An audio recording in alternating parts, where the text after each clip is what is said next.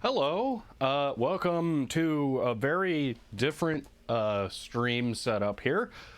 So hopefully you can hear me. I'm going to check in a moment because the only way I can read chat is on my laptop that's on a box down there, and I'm finding out that my eyes are not good enough to read that from here. But that is a thing today.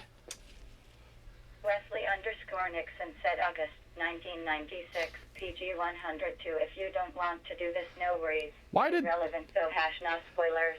Why did that trip? Wesley That was yesterday's bite break. Huh. Oh, I think I know what's wrong. So that's running on the stream PC. I think I need to go fix it. It's not able to generate the audio file. That's probably what it is. I just moved everything over there. I didn't install Festival and the Festival stuff. I gotta go do that, or else that's totally not gonna work, because I kind of wanted people to be able to call today, so I like have to go do that. I think if I walk back over here, I can actually, oh, that's the wrong lens, one moment. I think we can talk a little bit while I do this if I use the arm camera from far away here. So like, is it turning on? It should be. Why isn't it visible? Oh, because I went to the wrong thing. Nope. Go to the correct place. There we go. Hey. Okay. So, yeah. Hello, everyone. Okay, so voice is good. All right. That's good. It was a great experience. So we can hear very well. Okay. Two Shelbys. Yeah, so that view there, that one probably not going to change during the whole stream, just because it won't make sense to. There were two things I had to install for Festival, and I don't remember what they were. So you have to install Festival. There is just Festival, and then, oh man, there was another thing that was like US SLT. Yeah, that's it. Festival and Festival dash US dash no, it's Festivox. Festivox. What is Festivox dash US dash SLT HTS. I think that will do it. Help if I typed in the correct password. It would really help if I typed in the correct password. There we go. All right. Okay, CD, TTS, phone, K, call. All right, one moment. Yeah. Felix20 said we can hear you very well. And I can hear you now. So there we go. Let me come over to here, and we're gonna do this, which is gonna be slightly fancy if it works. Actually, please do the things correctly. And click. Did it? Click. Please work. There we go. All right. Okay, catching back up here. Looking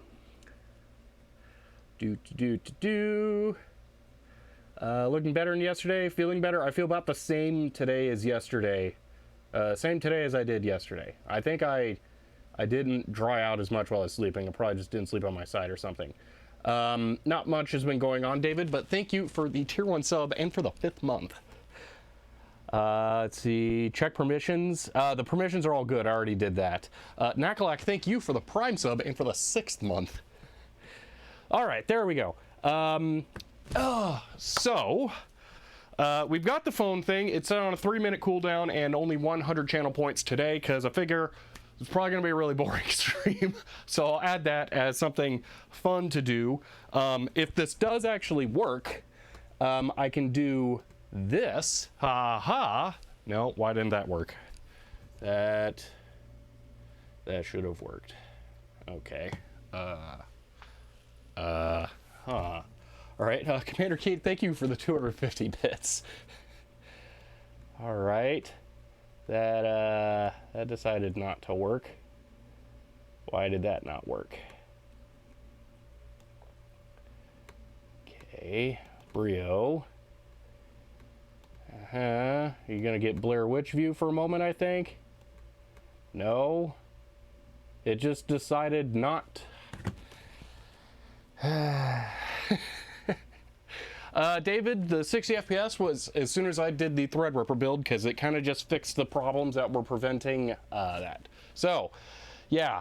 I did have this all working, and then the stupid NVIDIA thing happened. So what happened is as soon as I clicked go live on the stream, OBS said can't open NVENC, and that probably means that Ubuntu updated the NVIDIA driver as it was getting set, as I was getting set up for the stream, which meant that the libraries that OBS used when it started up were no longer matching the backend that was actually running for the NVIDIA driver. So I had to restart to get it to actually fully reset and function. And that apparently took out the webcam. So that's fun. Yeah, that's all right. I'm gonna unplug it.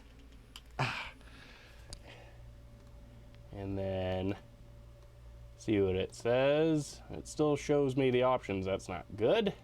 Okay, I'm gonna plug it back in. This is the only camera I have in the room that I can move. So I would really like to be able to get it working. Oh man, really? Are you gonna fight me like this, huh?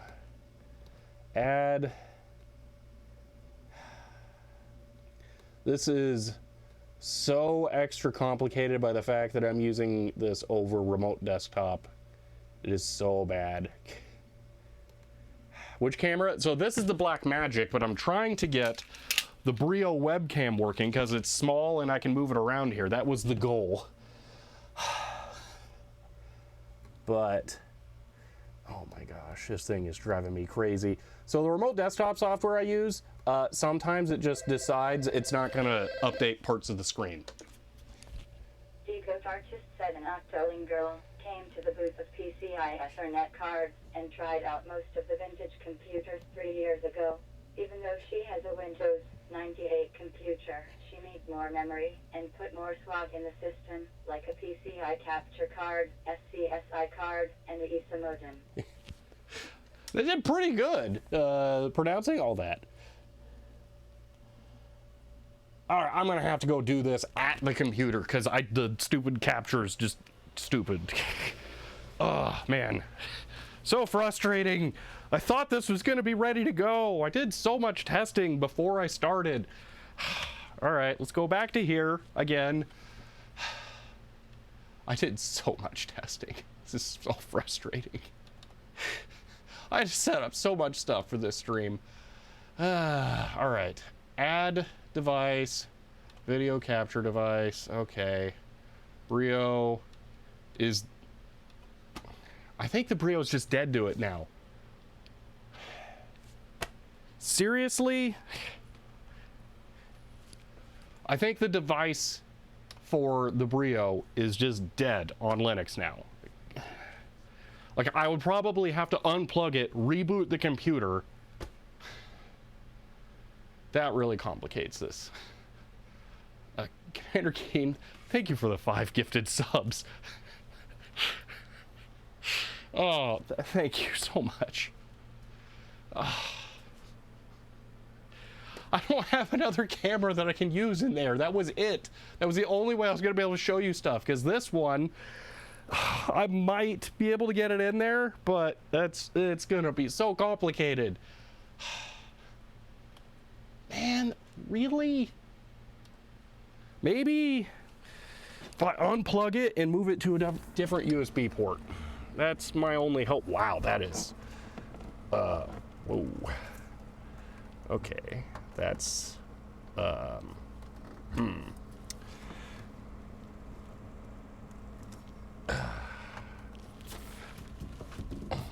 HDMI cable for the camera. There, that was concerning. I wonder if that's still working. Nope, couldn't get that through. I saw it move, so it's good. Okay. Bad mic, unplugged mic. How did that happen? Oh man.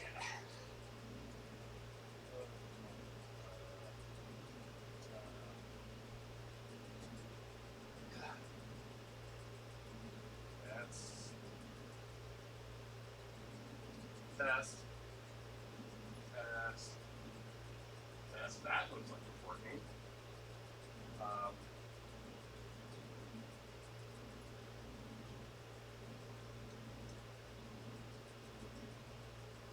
Wait, if it is using, you know what? I bet it is. I bet it is using the webcam mic, and I think it switched the active audio device. One moment.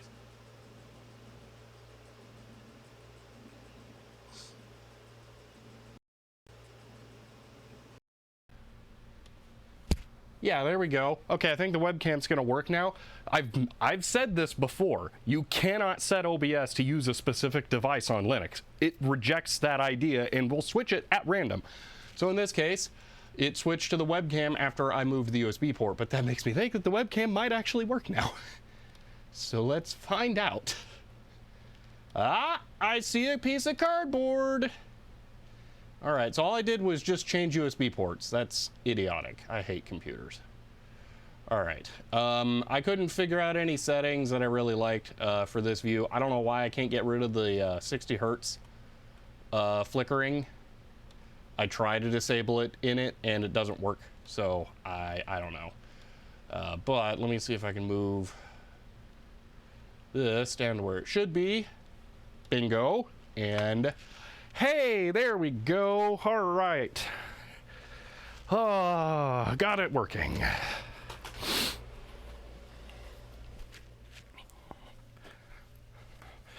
Oh, man.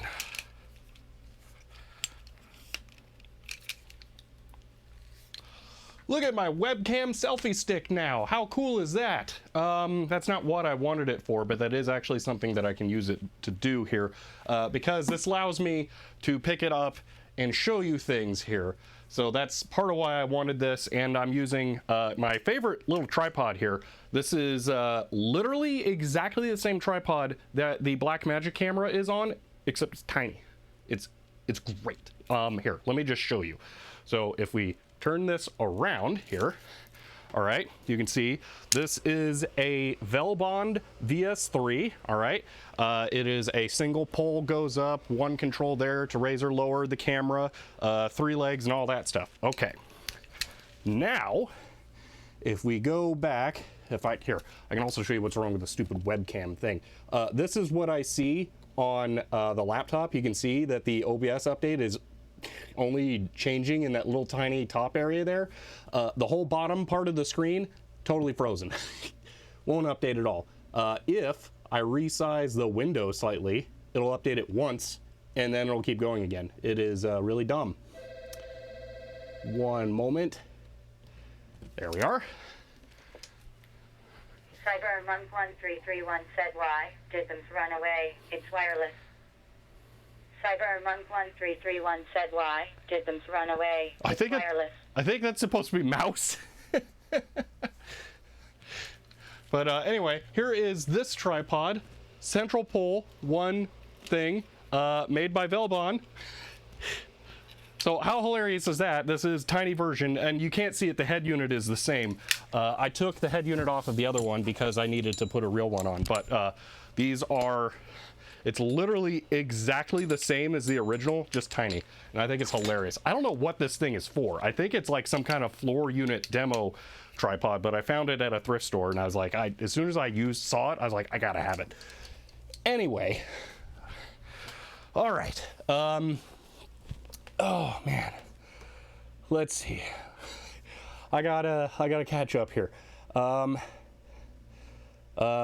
mics. Okay, so yeah, I did fix the mic, right? Okay, it looks like I did fix it. All right, hate the 1970s hard drives with crash platters. Yeah.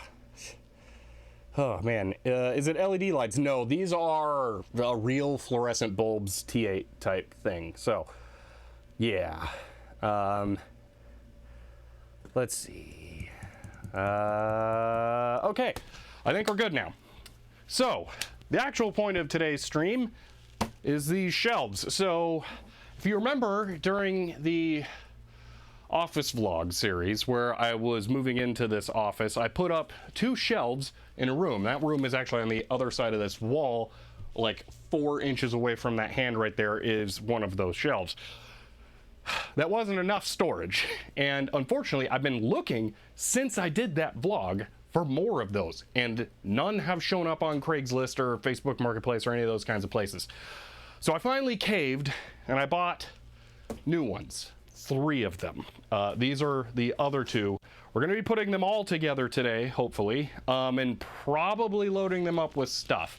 So the thing is that I've already moved into the office now. So the things that are going on the shelves are in the office and in the way. So I'm going to be putting up 1 shelf at a time and then moving things onto it so that I can clear space. That way everything can go where it needs to go. Now, this is not supposed to be here. It's actually supposed to be over there in the bottom corner. You can see some white boxes down there. That's where that actually goes.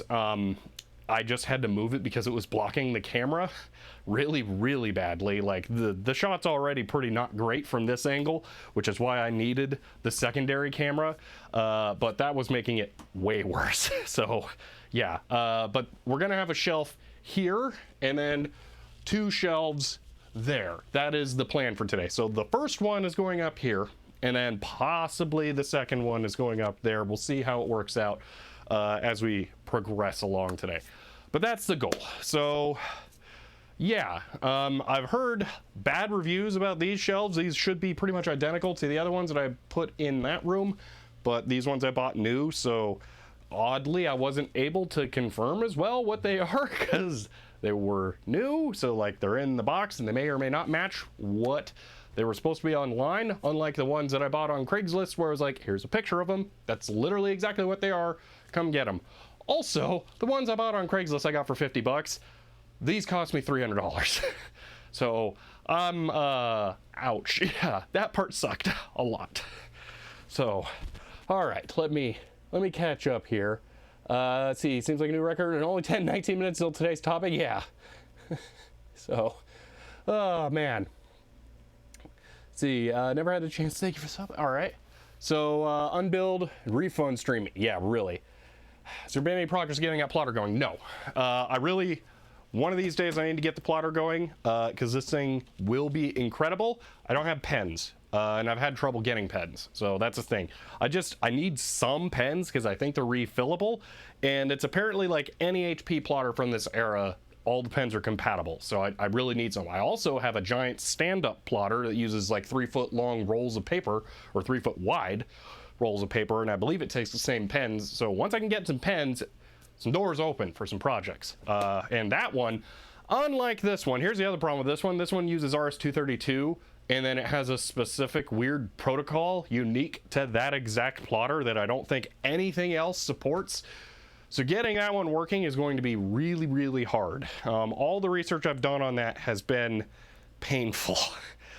So that's part of the thing, because this is not the standard version of this thing. This is an HP, what is it? Where does it say it? Oh, it is along the front. Man, does it say it? Where is it? It's like an HP 77-1A or something. But I don't think this one actually says it on it, because this one pretends to be something else. Oh, it's on the bottom of the front. This one says MDSI on it, but it is an HP plotter. Okay, it's a 7221A.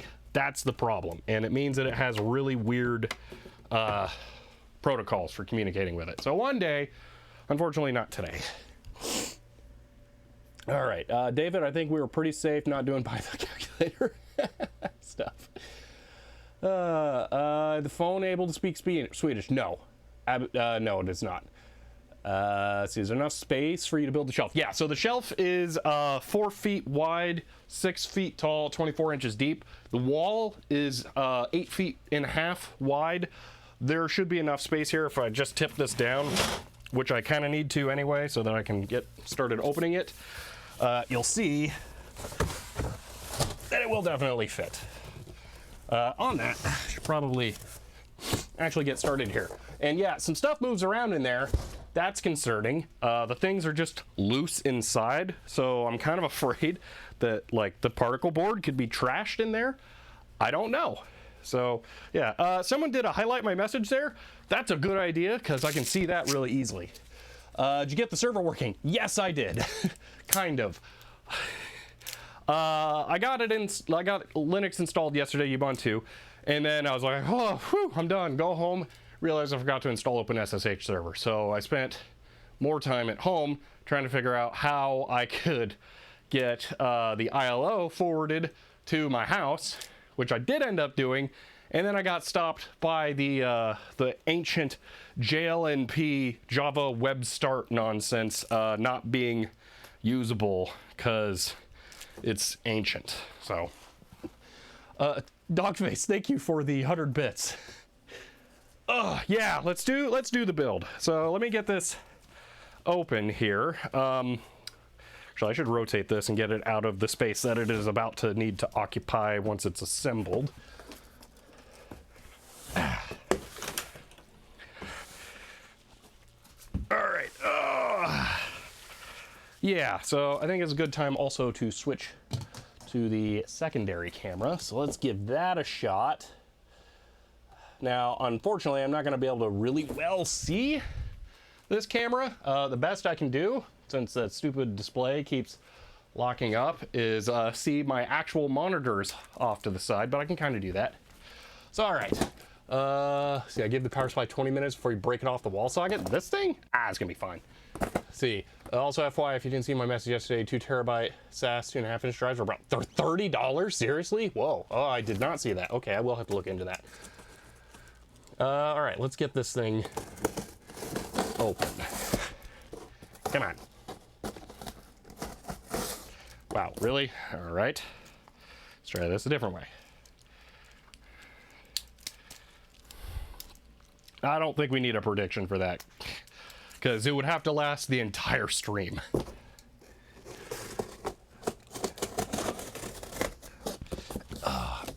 There we go.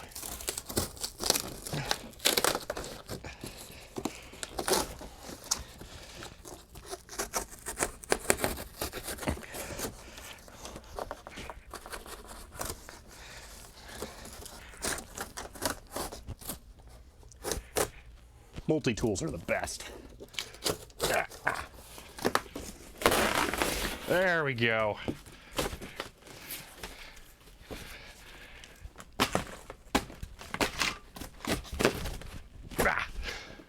All right. At least the shelves, the stuff's all wrapped up. That looks like it's in really good shape. Yeah, I don't have a problem with that. They did some smart stuff there. They got these wrapped in plastic so they don't separate too much. Kind of sucks they're loose. They're really, really noisy in the drive home. But they have these pieces at the end that are giant, thick pieces of corrugated cardboard. That's keeping it really safe in there. So, yeah, despite all the complaints online, I think these are actually going to be pretty good. Yeah, all right. Let's see.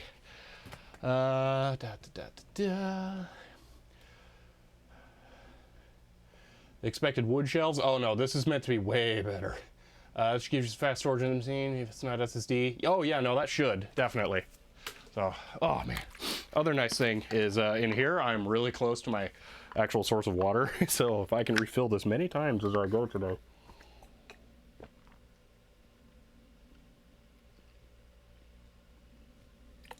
Oh yeah, water good. Whew. All right, let's take a look at what we're up against here. I don't see directions. I don't think we need them. These are even omnidirectional, so yeah, it'll be really easy. The other ones, the holes only went one way. These don't, although I want to say the other ones looked like they were probably stronger, so there is that. Let's see, okay, question for chat. Has anyone had an RPi kill an SD card? I think I have. Water good, water very good. Yes, I like water. It's definitely cheaper construction, but I didn't really like the weird rivet things on the other ones. So you know what? I'm not sure which I think is actually going to last longer. All right, so I assume this just works like every single one of these shelves that's ever been made, and you put these along the outside, and then it kind of all goes together. Oh yeah, there's the horrifying joiners. Yay. I should have 10 of these. There's 5 shelves, 2 for each side, right? There's 1, 2, 3, 4, 5. There's 5 of those. These are not center braces. I'm right? There should be 10 of those. Hold on. Did I find am I missing pieces? Could they be in the middle of this?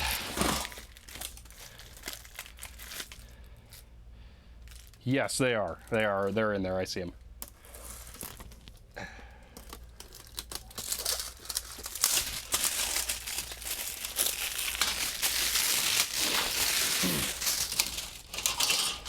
Yeah, okay, so 5, 2, 5. All right, there we go.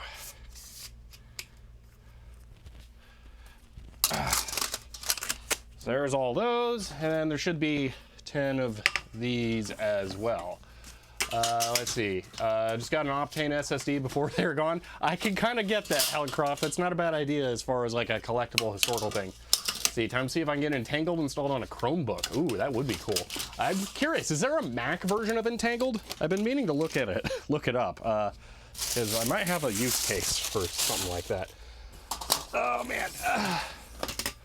Let's see, shelf building. Yep, it is the goal. So I'm the only one who just had one get killed. I may have had one die. in a Pi and SD card? I can't remember. It sounds familiar, but I've kind of had a lot of SD cards die, so my memory's a little foggy on that.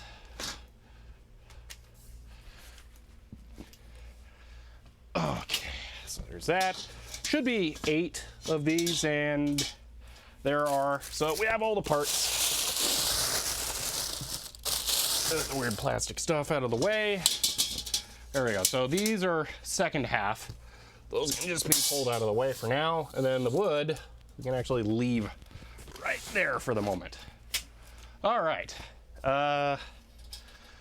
Grab 4 of these there, and we'll get started on the first section. So now I can actually grab the camera and move it over here so you can see as we do different work. Although the box is now on the camera cable, making it a little harder to position. There we go. So, step 1 is pretty much building up some corners, and then we will be putting wood shelf on there. Does this come with screws, assuming that you're gonna screw the wood in? No, but I guess they give you holes on the supports in case you want to. I do not want to. All right, they go inside by the looks of it, and that's gonna be the name of the game for today, it looks like, is these don't go in correctly. Fun. How about on that side?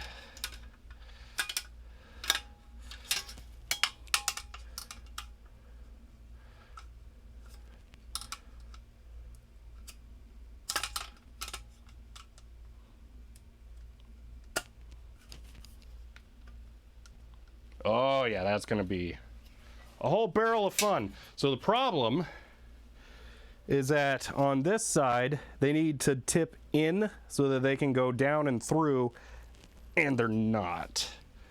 I might be able to whack it. That did it. Oh, that's gonna take so much force. Holy moly. I'm gonna investigate if there's actual directions in here. Are you supposed to hammer these together? Because that's feeling like what it's gonna take.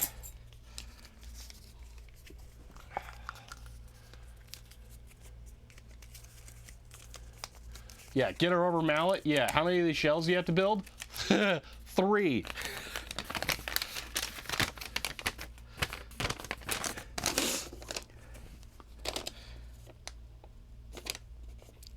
Tools necessary for assembly. Rubber mallet.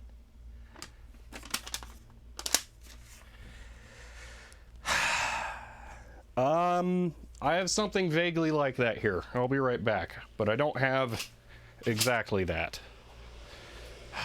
Oh, that's gonna suck.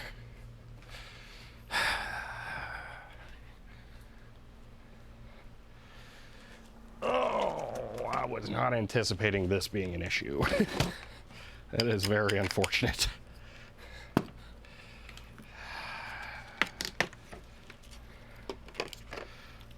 Oh my gosh, this thing's garbage. My multi-tool might actually be better.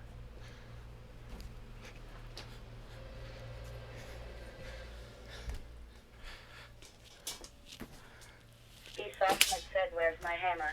I need my hammer." Yeah. B. Softman said, "Where's my hammer?" That's the only rubber hammer I have. It's slightly useless. I think, yeah, my multi-tool has more mass than that thing does. Huh, okay. How is this gonna work? Because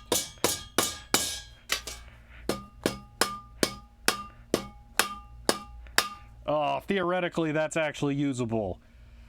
Oh no, that's almost bad, because it means I can continue. Oh.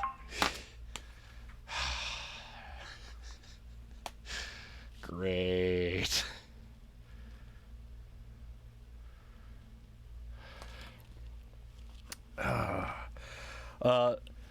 Was able to just read the notification, dog face. Awesome. All right, so I guess I'm continuing with the baby hammer, huh? You don't anyway? Yeah.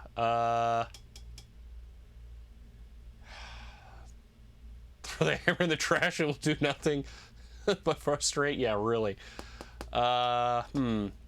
If you don't put a shelf on the bottom, you get a free shelf because you can just store the bottom stuff on the floor. That's true, but putting a shelf on the bottom with stuff on it helps secure the bottom so that the weight is attached to the bottom of the shelf and it kind of locates it.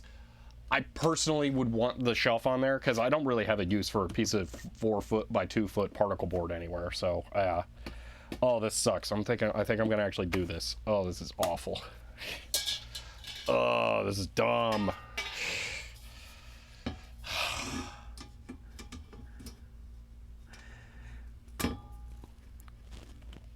It's this, or go to a store, stop stream, go to a store and buy a hammer. And this sort of works.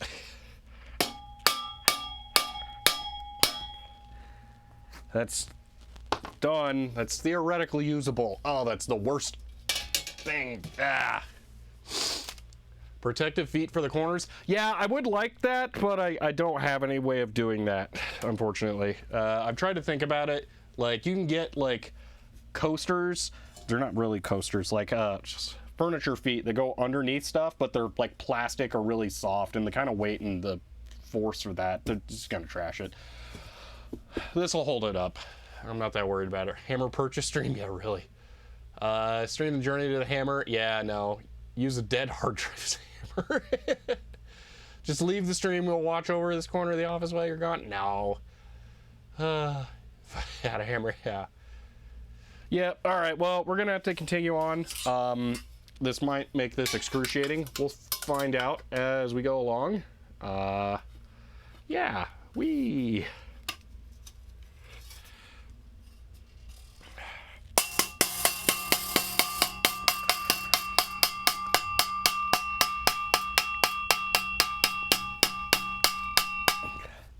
Oh yeah, this sucks. That one was a good example of why this is really terrible. These shelves, the punch outs here are not big enough, and the shelf has to, like, the pegs have to force their way through. This is bad. I'm gonna see if I have a bigger hammer that's not soft. Just make something happen. Did the office park know that one of their offices was getting turned into a recording studio? Yes, they did. I don't think I have a bigger hammer, though, because I really don't have a lot of tool stuff here. Kinda not been what this was about. Yeah, I don't actually think I have anything else like that. Blah. I own like 6 hammers. How is that the only one here? And I'm not counting that little baby hammer. Oh, man.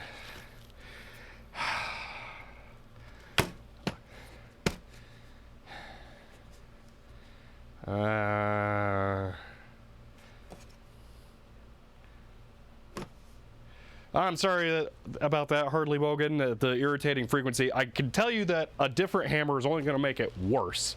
So it's probably good that I didn't find one. I don't think any kind of rubber mallet is actually going to solve that either. I'm going to try my multi-tool. See if the increased weight helps, because, yeah, the multi-tool has a lot more weight. Yeah, that got it through a lot quicker, but was probably way worse to listen to. Well, maybe I'll try that on this side with the sleeve.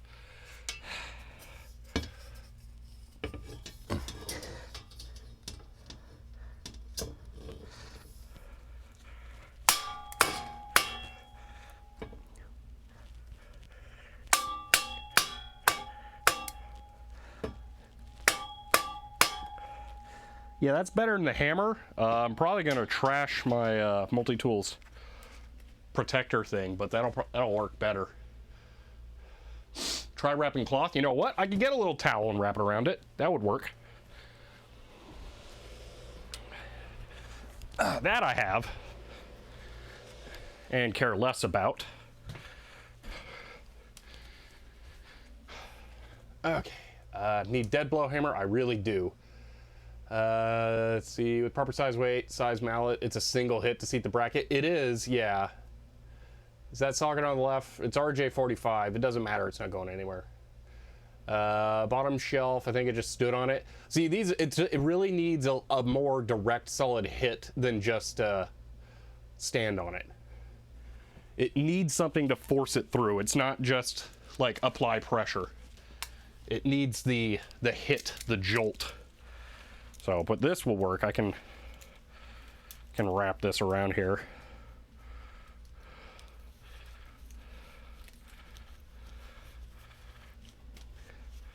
Yeah, that should work. That is dumb, but that'll work. Actually, you know what? I bet I could pinch it on the tip, have it be a little easier to hold.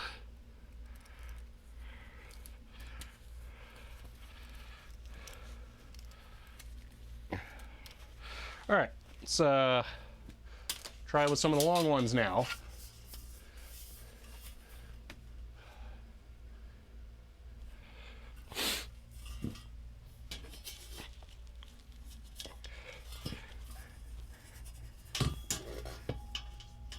So, I was saying earlier I wasn't sure which of these kinds I like more. The other one that has the riveted things in that you have to like hook in, or this. I like the rivets a lot more.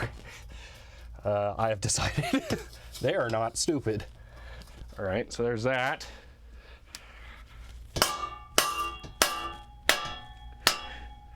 Winner, that's how it's gonna be done. You'll break your multi-tool? Nah, it's good. It's a really solid one. I use it as a hammer a lot, actually.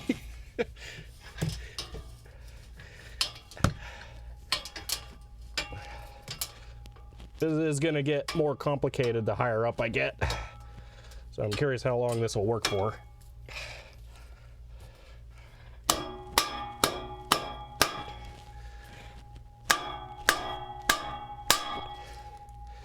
All right, that one's in.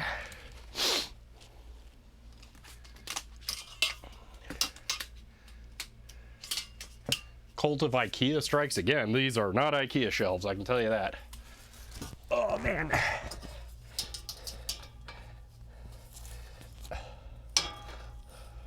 This is a good example though of how something as seemingly simple is gonna take me all day. Like, oh yeah, just put up 3 shelves. Oh, they have to be hammered together. That's delightful. That's still not enough force dispersion with the towel. It's denting the shelf. Let me try this. Wrap it more around it like that.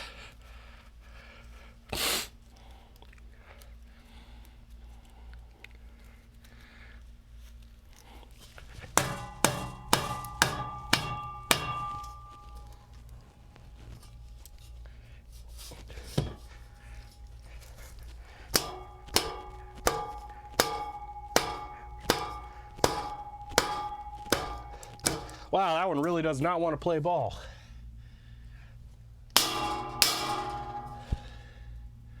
All right, there we go. Hey, look, the first one's in. Yay! 1 down. 14 to go. Oh, man.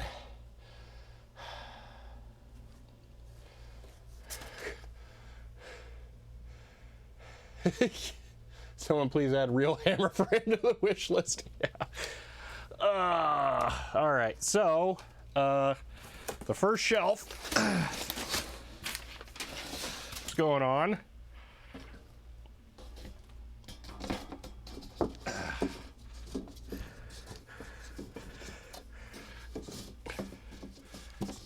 Please cooperate here. Maybe this way.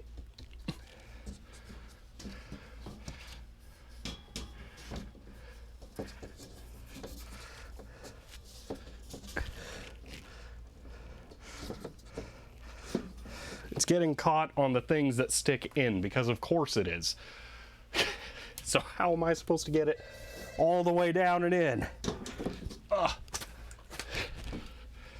Artist said all subjects intending to handle high-energy, gamma-leaking portal technology must be informed that they may be informed of applicable regulatory compliance issues.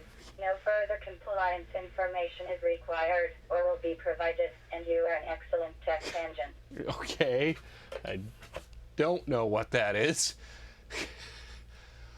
Oh man, just past the 45-minute mark? Oh my gosh. This is not gonna work. Oh man.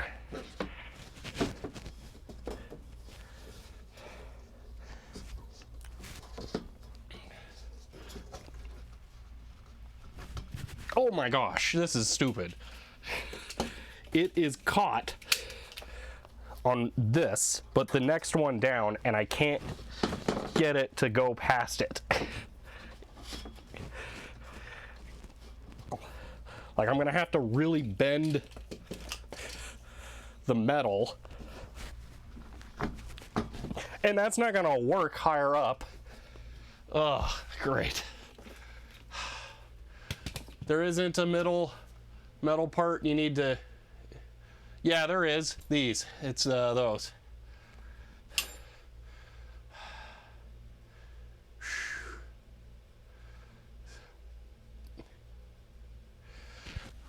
All right, so now I need to position this where it's gonna go, because it's gonna start getting too heavy to move from here. So if I put it there, it's gonna make getting that outlet thing unplugged later really hard. All right, I'm gonna have to unplug, ow, I put my eyeball into the cardboard. I'm it's gonna exactly block an outlet no matter where. Actually, I can move this over slightly. There's enough room that that's not an issue.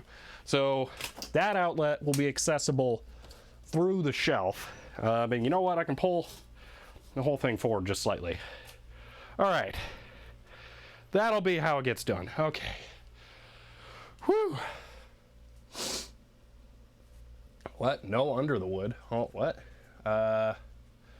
See, slide it under one side, bend to the shelf in the middle so it gets shorter. What?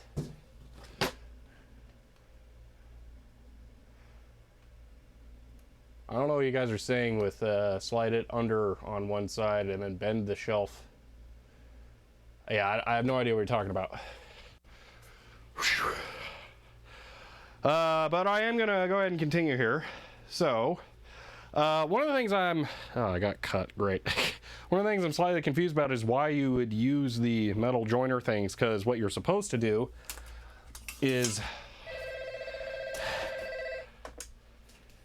Felix20 said it's true that every tool can be a hammer, but please do use an actual hammer for hammering stuff. Thank you. I don't have a sufficient hammer. Anyway, what I was gonna say is when you join... man, I'm really good at getting the thing caught. When you join these, you're kind of supposed to use a shelf to put one on top of the other, and then you put this thing on top. There's no way then to use those metal inserts. So I don't know why or how you would do that. Kind of strange to me. All right, I'm gonna try this angle here for the next round. I think that'll work. Yeah, that's pretty good. All right. Oh man, jump on it till it's right. I mean, I can stand on the corners.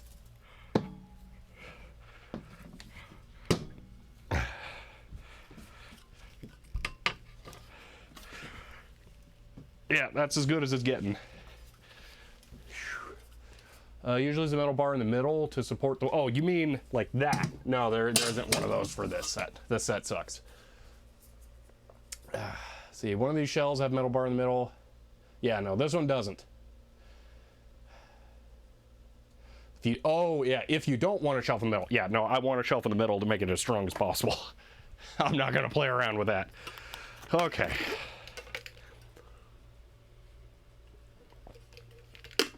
This time I'm building these to be kind of generically usable, so I'm going to kind of split the middle to be the middle rather than try and fit like CRTs or anything underneath.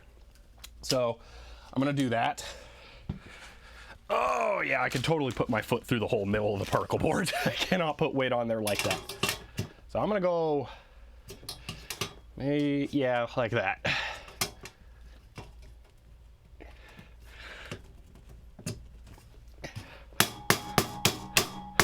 Stupid hammer is easier to use than the multi-tool wrapped in a towel.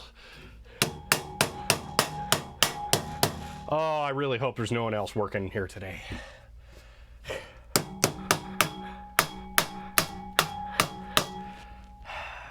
This is awful.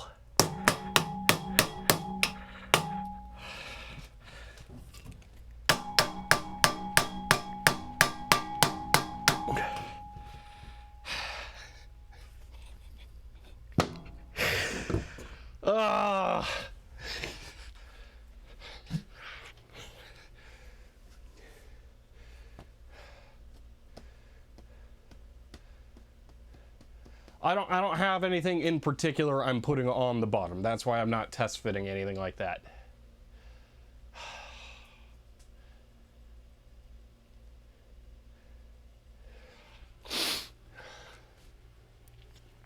I'm actually wondering if I should stop. Do something else until I can get a real hammer in here, because I'm not sure how well this is gonna work. It's kind of really bad.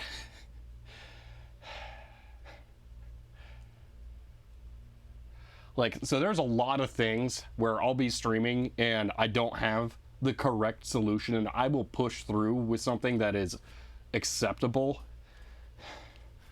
This is, I think, just not acceptable for the amount of work I actually need to do. So I don't know if I can actually do this today.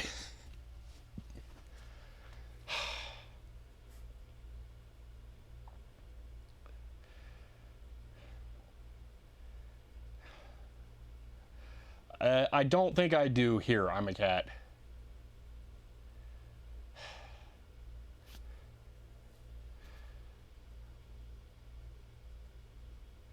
Use a shoe. It needs more mass than that. I really can't overstate how badly the pieces fit together. It's not that like, oh, you need to just push them through a little bit. I think it's actually widening the holes in the brackets to fit those in there. I don't think that it's just like trying to coerce it through. I think it is changing the shape of stuff.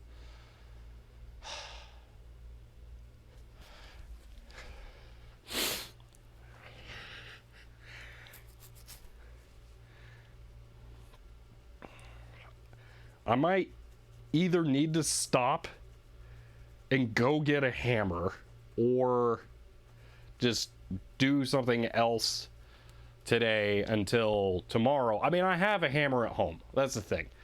Like, I could go buy a hammer at Walmart and it would probably take me less time than driving home and back. But I have hammers at home I could use. I just have to bring one. And I will be here tomorrow after being home. I think it makes sense to do that.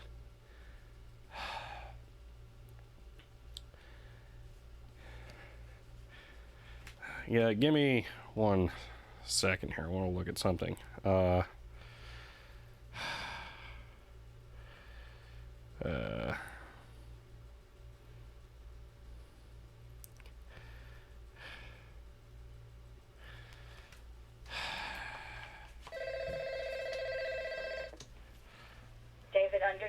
Phantom __ said stop building the shelves and move on. Yeah. David _ Phantom _ See, the thing is what am I going to move on to now? Because I've destroyed the rest of the office to make this possible. That's the thing. Like, here.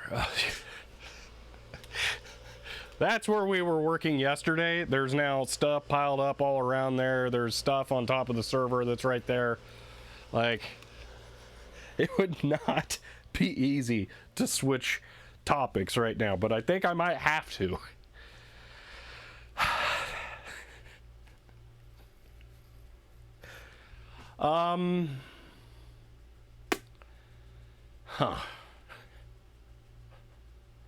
Let me think about this for a little bit.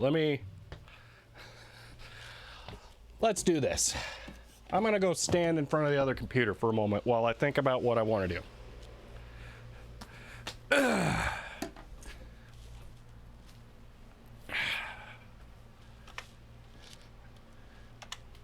Hi. Oh man. Mobile stream to get a hammer? No, because the thing is again, it doesn't make sense for me to go buy a hammer. I own hammers. I just have to bring one. I didn't know I would need one. I've never built a shelf like this that has needed a hammer. And I put multiple of these kinds of shelves together. This is the first one that's this stupid.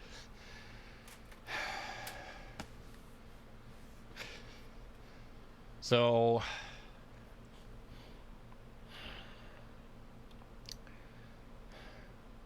let's play some games. Yeah.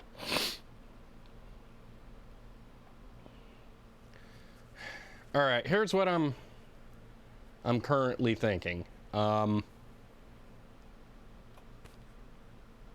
a monitor's modeled for the tiny Pentium PC, I think it's findable with the description, but it doesn't matter. There are no hits. There are none. There's like one website that has pictures of the back of it. You can't use that to find it. Because it's some weird generic monitor that it doesn't matter.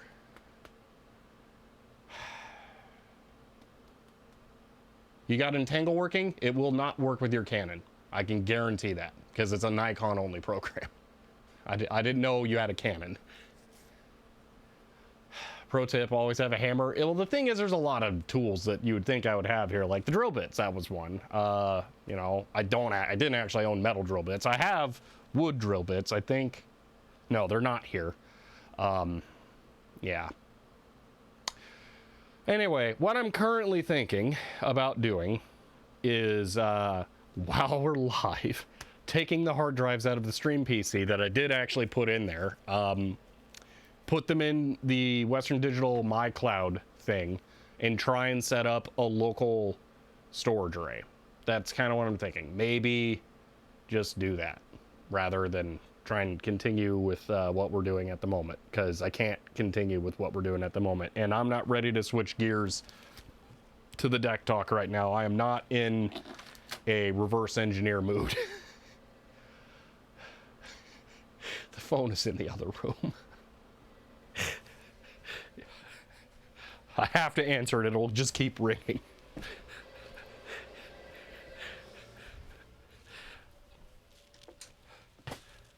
Artist said don't stop building the shelves.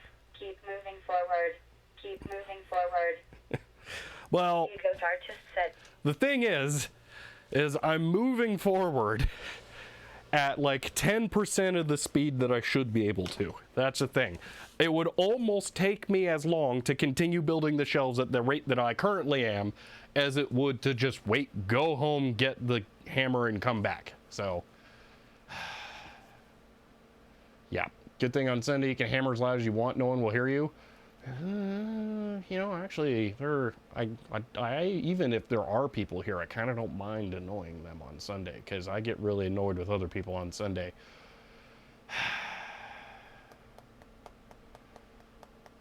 All right, you know what? Let's continue with. No, we're not going to continue building the shelf. That's not what I'm saying. I'm gonna go. We're gonna do the hard drive thing, because we got to do something. So, yeah. Hammering, just use body weight. It needs the sharp force, the instant hit to overcome the current shape of the metal. I cannot just press it in. I guarantee if I press it in, I will bend the tabs wrong, and then I will create more work for myself. Guarantee it, 100%. Additionally, it's going to be impossible to put my weight on them when they're about this high. So yeah, we're gonna... Is she number one any page? Okay. I do have to go answer the phone now, though.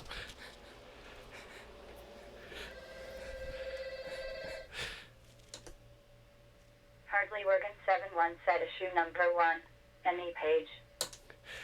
This is going to be an abbreviated one because then I want to change gears to a different thing. This sucks.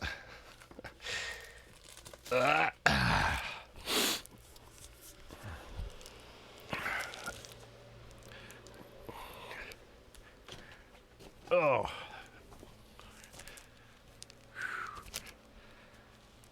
You're not expecting it to be a call? Yeah, it still calls. It will always call. You know what? I think I'm just going to say that. I'm always going to have the byte break call. It just makes sense too, as a notification of it. So, all right, byte issue number 1. I don't even know how many times we've taken a look at it at this point. I'm gonna make sure the blood's not going to get on it. So you just wanted any random page from here. So I'm just going to kind of poke through until I see stuff that seems interesting. What is this thing? This is weird. I think I can easily enough move this.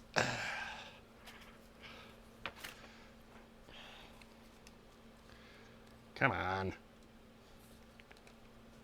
There we go. So it's a page, some like different electronics equipment. For instance, not an autofocus lens. Like there's this thing, supplemental logic monitor, brings ICs to life faster than a scope. Is this thing? I think this is a bunch of LEDs on a clip. Yeah, 16 large high-intensity LEDs, watch signals, work through counter shift registers, timers. That is cool. So it's kind of similar to a IC probe clip thing, except rather than ending in headers, it's got LEDs on it. I could use one of those. Huh. That's cool. So that's the kind of thing that you'd see here. That kind of stuff got a little farther away as Byte went on, because it started out as like an offshoot of radio electronics and then went into more specific about computers explicitly. Ooh, Altair processor technology. So they made the hard drives that I have for the MSI stuff. Would they really be worth $85? LEDs were still somewhat new around this time, and they would have to be LEDs because incandescents would use too much power as heat waste. I think this is talking about the game of life. Yeah, it is. Gotta go, Manjenko Tech? All right, see you later. I don't even know how many times I talked about life in this. Inside the Altair. Ooh. School time special pocket calculator kit. What's the display? Oh my gosh. That is a calculator. Oh, pocket calculator. All right. Again, I'm on the lookout for a desktop calculator that uses LEDs. I've never seen one. I half wonder if it exists, because, I mean, it should exist. It's got to, but I've never seen one.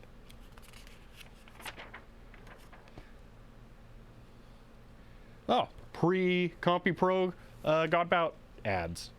Ha! That's cool. All right, I'm gonna move some stuff around here. So first thing I'm gonna do, yeah, look at how much of a mess it is. Like, look at all the stuff over there. That was where we were working yesterday. It's completely unusable today because I had to move so much stuff out of that room just to make this possible. But yeah, I'm gonna move the main camera back over here. to where it can kind of look at the electronics bench.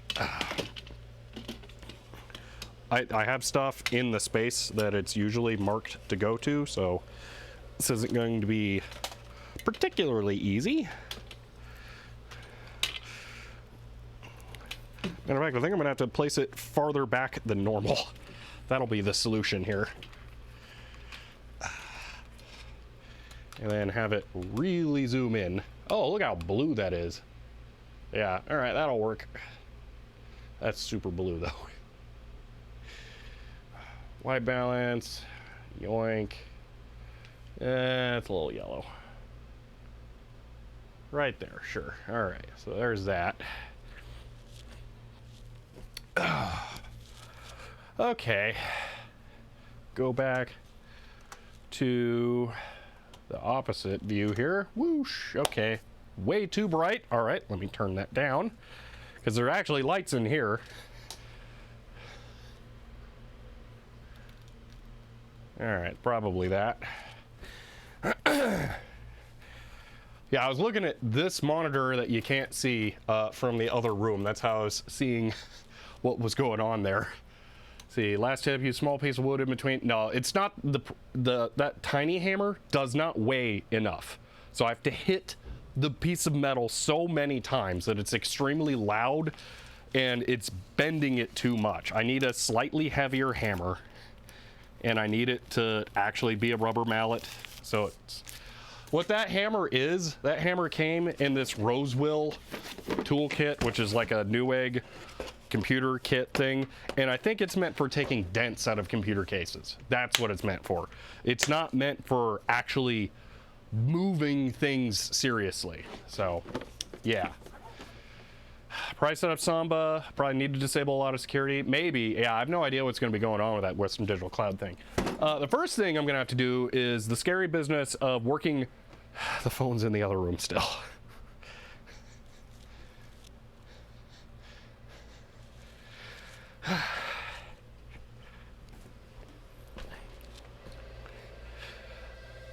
It's actually not going to be easy to move the phone either. Decode artist said even though modems are useless for connecting to the internet, we use Ethernet nowadays. They're still useful for sending/receiving fax and telephone calls landline. All right. I think having this going will still be good. We're not getting as many, like, fun things as I thought this time. What is it caught on? Oh, it's caught on the Princess phone. Cool. All right. Where am I going to plug this in? What is that? That goes to the router. I kind of need that. That is going to the phone thing. Kind of need that. I'm out of power connections right now. All right. One moment.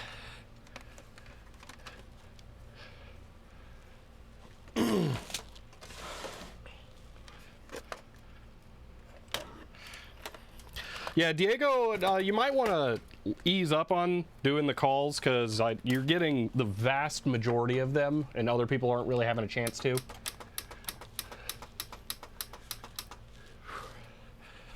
All right, let me get that phone cable untangled here.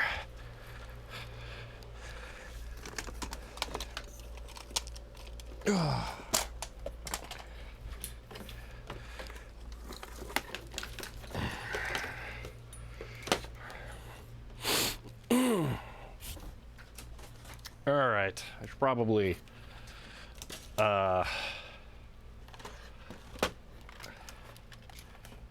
change the stream title.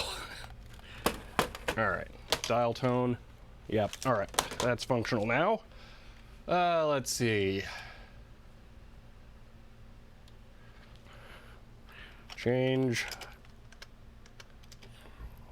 plans, NAS stuff. Done. There we go. All right. See what's going on now.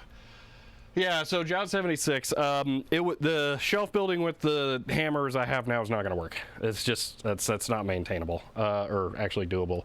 So what I'm going to do instead is, over there, I talked about at the end of the last stream that I have a Western Digital cloud NAS thing that's meant to be like local hard drive NAS storage type stuff.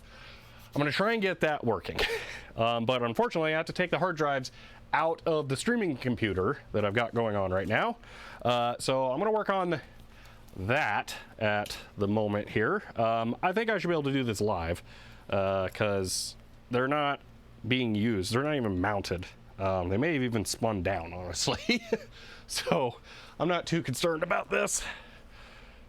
It's just slightly annoying that the other thing, it's just going to take way too long to get any real appreciable progress made on the shelves. There's no way I'd be able to build all three today. And I can either waste a bunch of time today building one or two really slowly and not have a pleasant experience, or I can just stop and then build all of them tomorrow once I pick up an actual hammer. So that's kind of making an executive decision here. We're going to stop with doing it poorly today. We're just going to pick it up tomorrow and do it properly. All right. Still live? Yeah, these aren't even warm. They're not on. So yeah, I got 4. Actually, I have 5 of these, but I think the thing only has 4, and I'll just have one as a cold spare.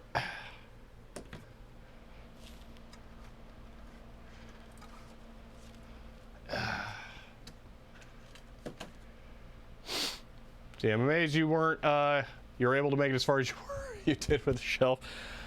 I'm persistent. I'll just say that. Actually, I should put the trays right back in there. They're toolless, so it's not, they don't have to come out. If I leave them out, I will forget to put them back in, and they'll just be sitting around forever. So we should do this ASAP. Why are they sticking to it so much? I have the things released.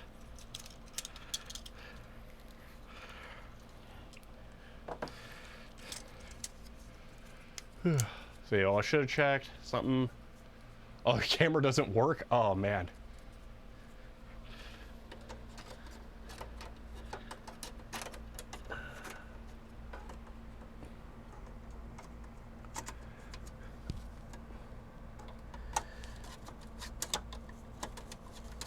All right.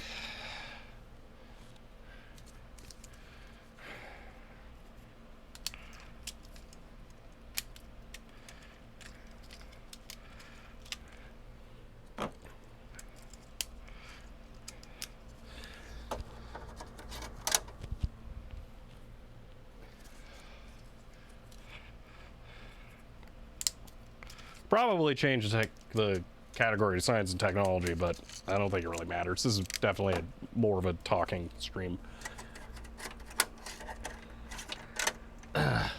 More of a like, this is a stream about plans not working. How hard could it be to set up my VAX as a PBX? Oh man, that sounds awful. Some reason the phone connections made me think about it. See, can you have a redeem where joke calls are allowed but way more expensive and have a longer cooldown? The idea is that on most days there aren't joke calls. That's kind of what the stream title says, phone fun, because I'm allowing them today and I've made it cheap and frequent. So that's kind of, it's days like today that you're supposed to do joke calls. And then like say we're doing the stream where we're reverse engineering the deck talk and working on that. I don't really want joke calls at all during that stream. So it'll just be not permitted. But today it's kind of like, you know, we're not really focused on a thing here, so we're just doing whatever. At least not well focused.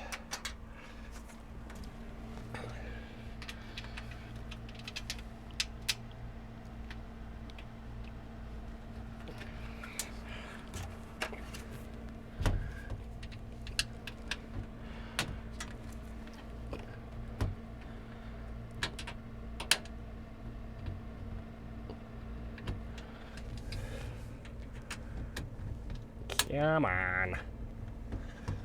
There we go. Okay.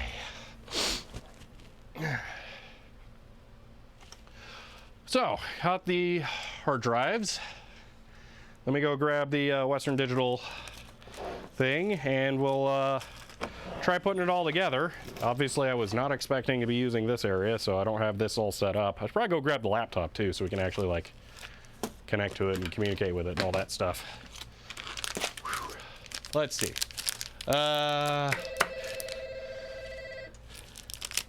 Beacon 247 said hello, hello, hello. Is there anybody in there? Just not if you can hear me. Is there anyone home? Beacon 247. Why is it hello, hello, hello. having like a grounding issue? In there? Just not. That's weird.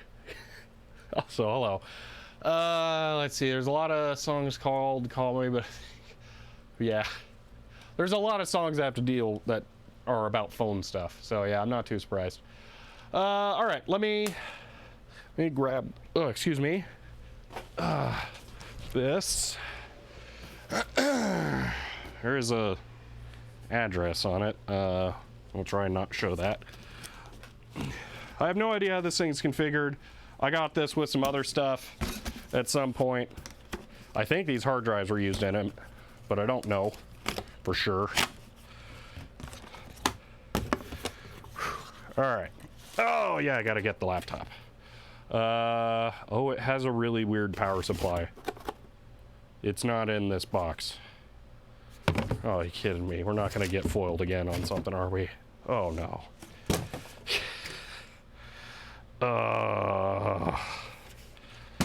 Okay, so power supply is this.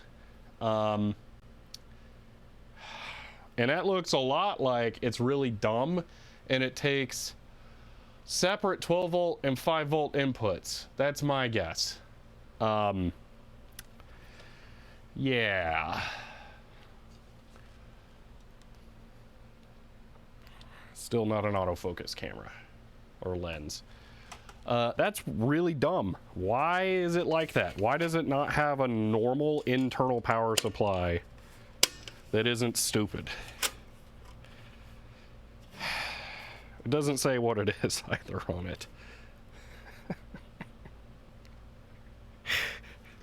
Of course.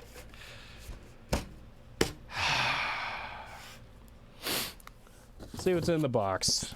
Pretty sure it's empty. Yeah. All right.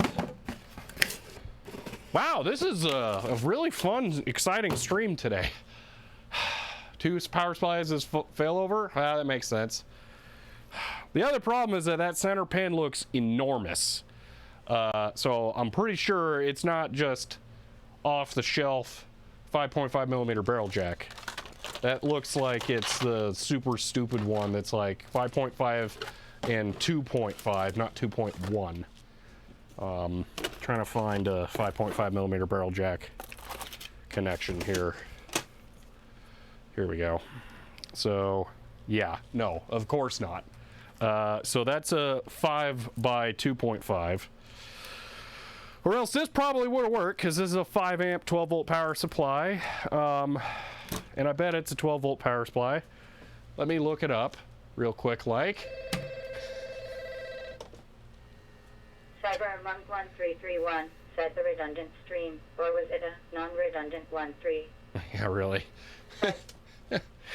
Ah, man. Let me fix something here so I can see more chat at once. See if that's not just for redundant power. Oh, whoa, what just happened? Hold on, I just messed it all up. Oh, man. I just lost all the chat history. Seriously? Is it gonna show up on my phone? No, of course not. All right. Sorry, I didn't catch the last like minute or so of messages. I did see Commander Keen. Thank you for the 500 bits. And I think I saw. Why doesn't this This trackpad really needs a scroll wheel. Really badly. Open mod view to see chat. I mean, I have... This should theoretically... Yeah, okay, I got it. Unify Dream Router, yeah, that is what it is. Yeah. What's the model number? Probably say in the manual. Yeah, I was just about to look it up. It's long.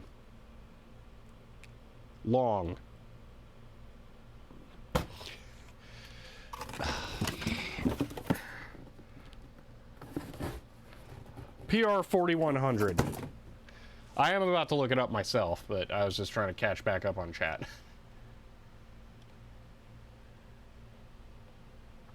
All right.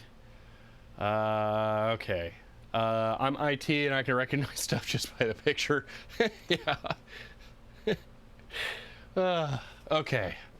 WD PR 4100. It's got to be 12 volt. It's got to be 12 WD PR 4100 power supply. 19 volt. Why? So it's a laptop power supply?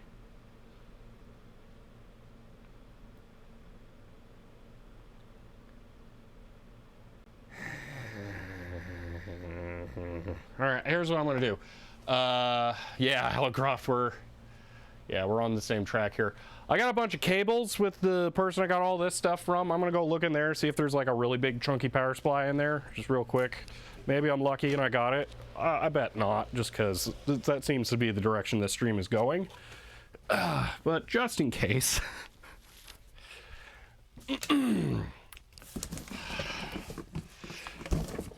All right. So in the first box, I see a giant power supply, and it is 12 volts, 1.8 amps. That's definitely not it. That's the only big power supply in there. Okay. Other box. What's that? That is 24 volts, 600 milliamps. I don't think that's going to do much.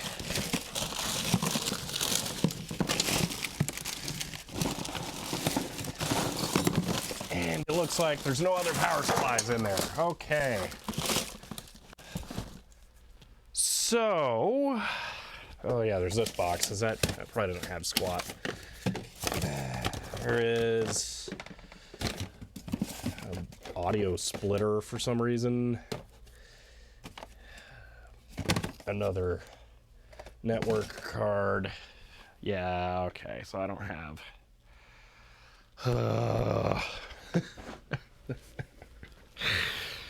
Oh boy, this is a fun stream.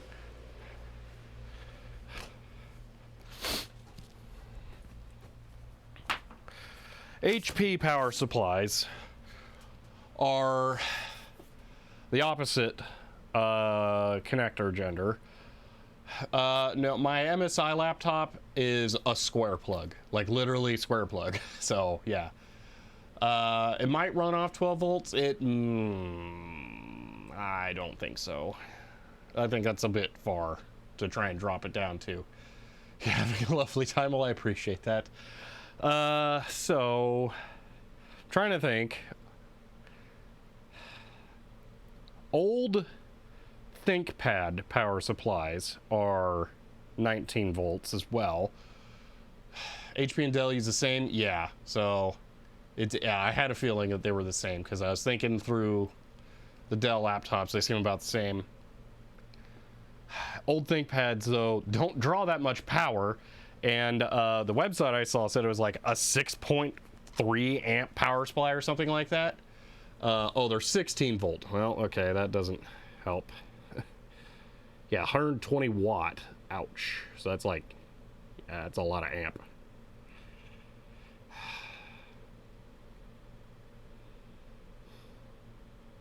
It says 12 volt in the manual.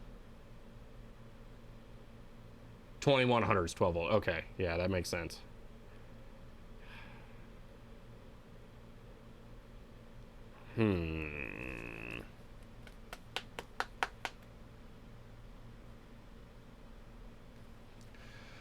Yeah, generic sweetener, that idea did occur to me, the bench power supply option. That solves it for today, but I'm not going to run one of my really nice bench power supplies long term to keep this thing going. Obviously, I could just buy the power supply online and then do it.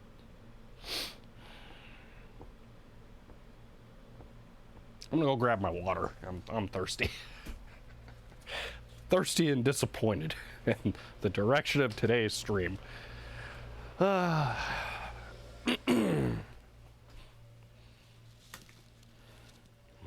at that stupid shelf that's not built. What's this? You got anything in here that looks complicated or fancy? No. You know what? I'm gonna real quick, while I'm in this other room, I'm gonna look at I'm gonna grab my bin of mystery power supplies, see what I've got. If there's anything that's like even close to the correct voltage. Probably won't be the right amperage though. Oh my gosh, the unassembled shelves are really heavy.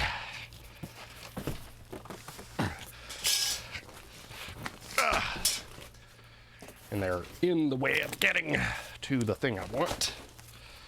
As is a computer, but that is easier to move.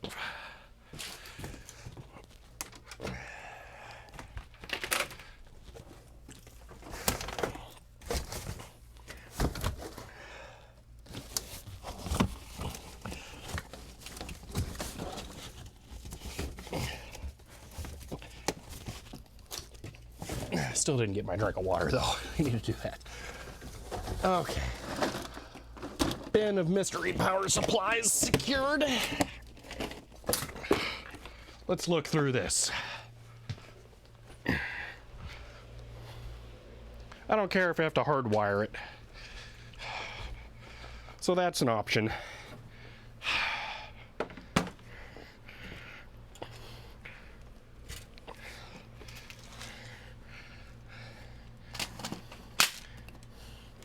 Okay.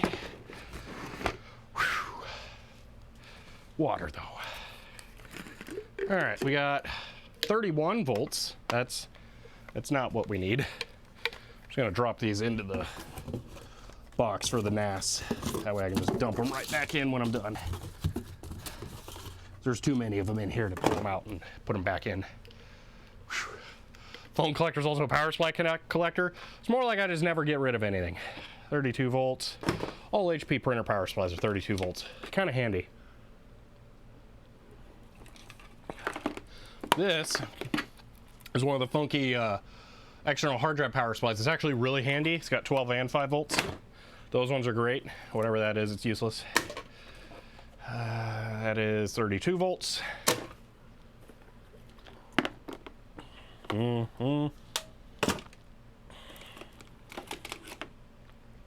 9.5 volt Polaroid and a 7 volt something. It's not looking good. We're getting through all the big ones really quick. 32. What's this? I like the look of this. 19 volt, 1.5 amps. This looks familiar.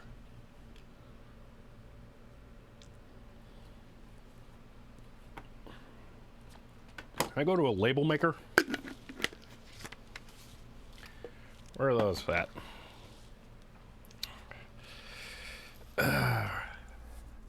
Should be around here somewhere.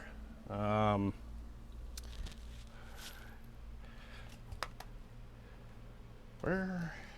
Maybe they might be underneath the desks over there where I thought I'd be doing the kind of stuff that would require label making.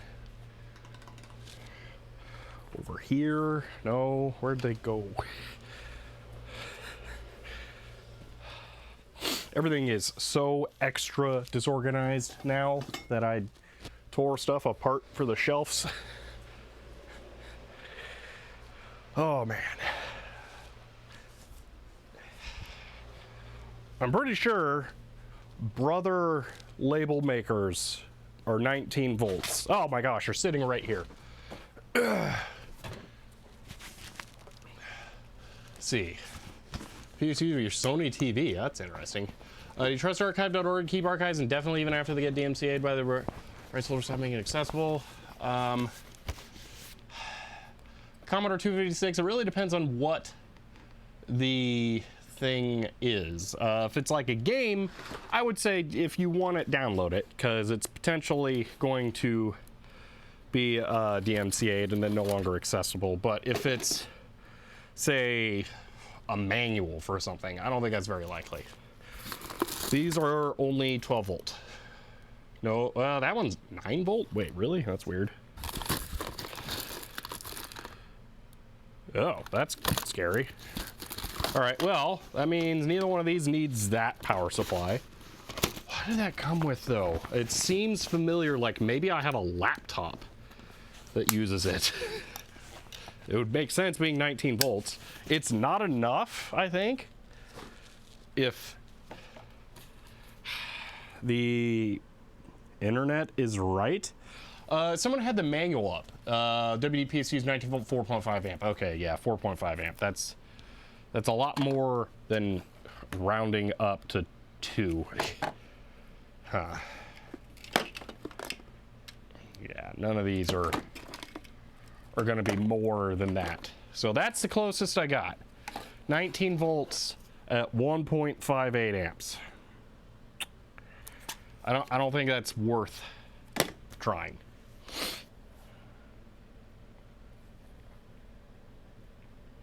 Netbook size laptop? Yeah, that's what I'm thinking. It could be for like an Acer Aspire that I have. That sounds possible. But yeah. A lot of books I had to download or borrow. Oh, well, yeah, that kind of stuff. Books, yeah. The library thing that they did really ruffled some feathers. So I'm not surprised books are being taken down. Oh, as unfortunate as it is. All right, just put all the printer power supplies back in there. All right, so do I have any reasonable options?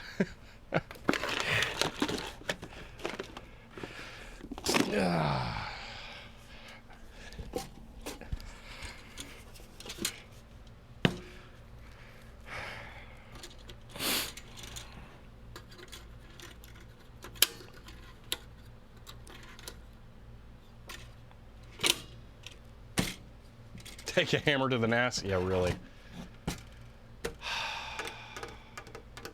you don't load it with a bunch of drives, that's the thing, is that the whole point is that I want to use it with a bunch of drives. That was the fallback. I can't believe that the power supply is missing and that it's super weird.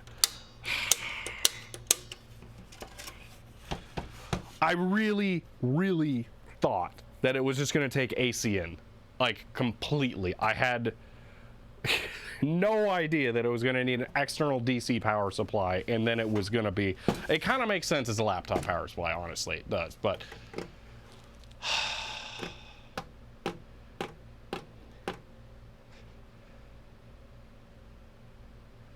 you have a mess of large capacitors. Not enough to make up for that amount of current. Yeah.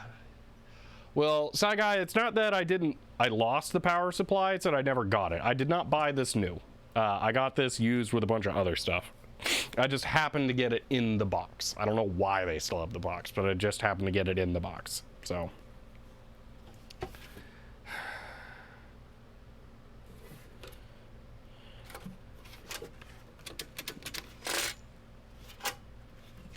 What's loose in there? Oh, it's probably like hard drive baffles or something. Actually, is this the same pure?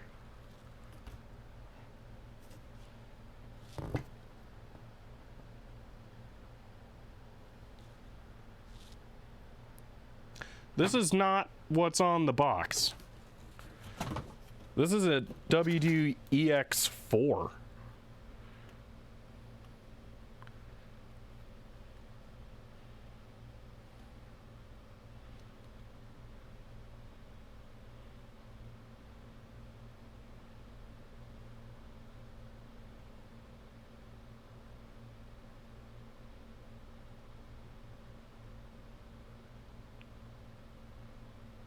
Okay, it's still 19 volts.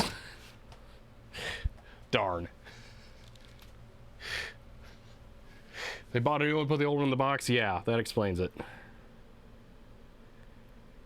Well, that's not a good sign. The first video review I see is labeled the worst tech I've ever owned. All right.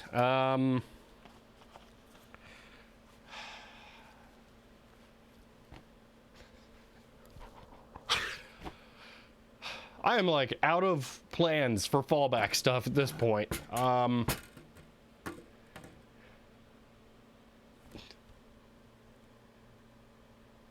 Clickbait. I can see that. Yeah. Hello, Dr. Hugh. Unfortunately, I have no idea what's actually going on right now. So you're joining into the stream in a very nebulous point.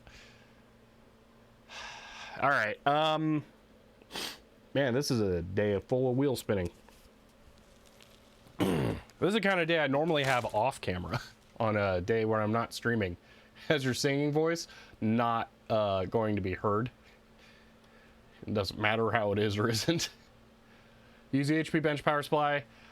Yeah, it's just what I'm going to have to do that is open it up and solder directly to it. That's the thing, because it's a weird tip. Like, this is a regular 5.5 millimeter barrel jack tip that is, I'm gonna have a problem here. One moment.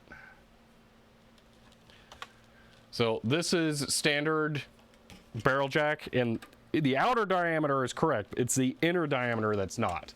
And I don't particularly want, if I'm going to buy a power supply, I don't particularly want to open it up and solder to it. So,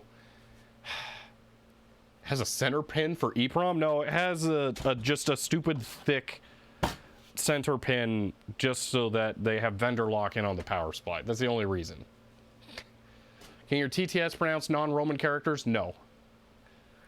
It is explicitly English only, exclusively. Spooky Boy, no, thank you for the Prime sub. Emma Cat said maybe the hammer can help you fit the plug-in. I don't think so. All right. What can we do instead of any of the things that didn't work?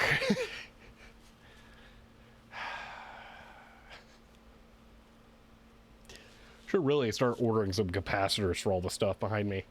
Strip wire, put heatsink over it, put that over the center pin. Oh, that's horrifying. Strip wire, put heat shrink over it and put that. Yeah, no. Deck talk, I'm not in the mood to try and begin reverse engineering the deck talk. That's going to be something where it's really not a good time for that, because I'm going to have to clean off the entire workbench and then get out all the tools and stuff for that. And it's really, we're going to take like a half an hour just to change to having a clean workbench. So, yeah.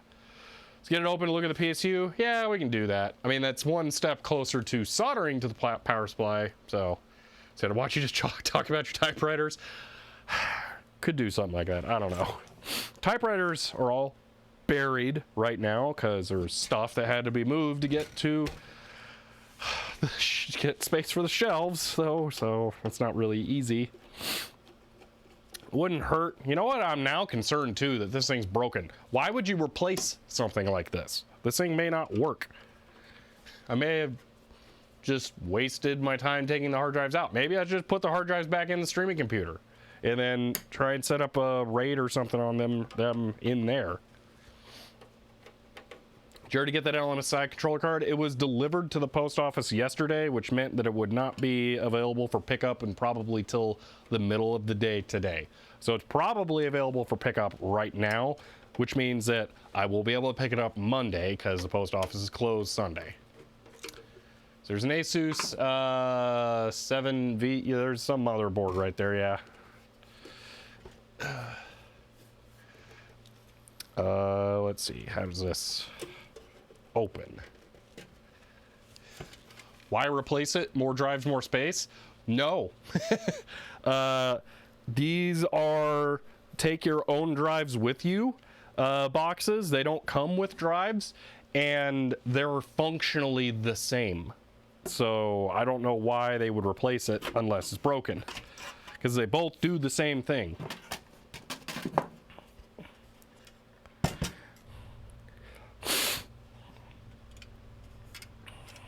Wow, it is not easy to see anything in there. Oh, the noise is levers. You can't see. Noise are levers in there for ejecting the drives. So when I pull this thing forward, yeah, it pops the drive out.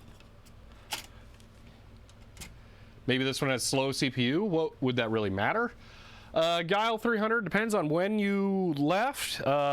If it was within the last 20 minutes, then nothing, other than the fact that this thing uses a weird power supply that I don't have.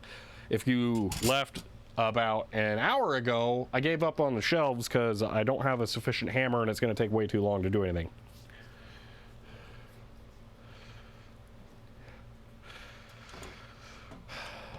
I am somewhat convinced it's worth trying to power it up with the power supply just to see if it works.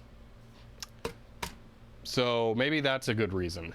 Well, yeah, this is a weird motherboard with the VRM daughter board thing for sure. I think I've seen some other ones like that, but I'm not 100% sure. 2 gigahertz processor, 512 megs RAM, supports up to 16 terabyte drives. Yeah, so there is no reason to replace it then, because you cannot exceed those specs now without spending the kind of money to where you wouldn't use one of these. What CPU does it? Need the motherboard? I don't know. I'm really not focused on it right now. It's there because I was looking at motherboards that I was trying to compare the floppy drive power connector thing. Okay, this is really stupid.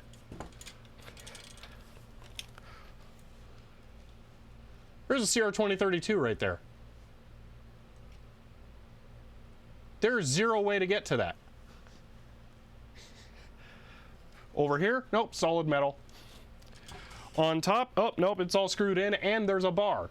So you're gonna have to remove that and deal with that ribbon cable. Also, I can see that there are some board-to-board connectors down there that connects the backplane for the hard drives. So that is a completely non-replaceable CR2032 to any normal user. That is stupid.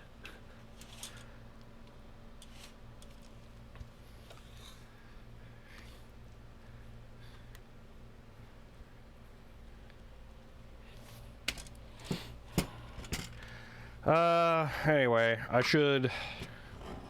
the power supply connectors are right there.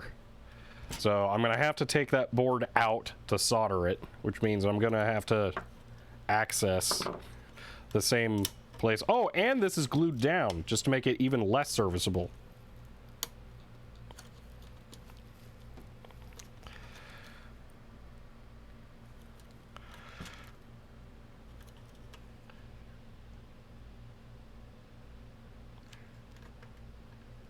Oh my gosh, that is some harsh glue.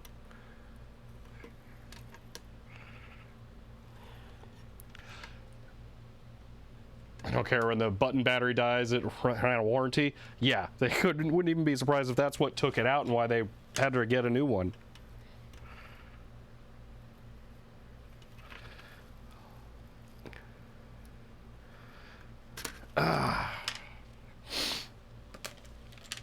Could just fold over the board. Yeah, but I got a solder to it. I don't really want to deal with that. I would like to be able to remove it. All right, where's the screwdriver? We're switching gears a lot here. Going from, thought I was just gonna plug it in, slap some hard drives in it and see what it does, to now we're actually like working on it and we're gonna solder, and I gotta find space to set up a HP power supply now, and I gotta get cables connected to it. Yeah, just a whole other thing.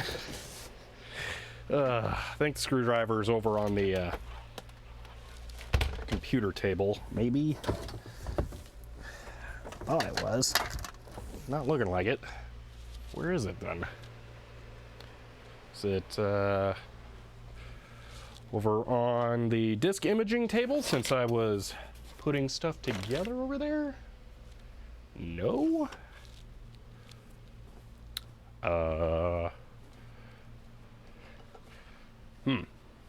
It's ARM based? Alright. What stupid design for a chassis? Yeah, really. Now, designers get the bonk of disapproval? Yes, they do. Alright, I have a second screwdriver set. Where is that? There it is. Aha! We can continue.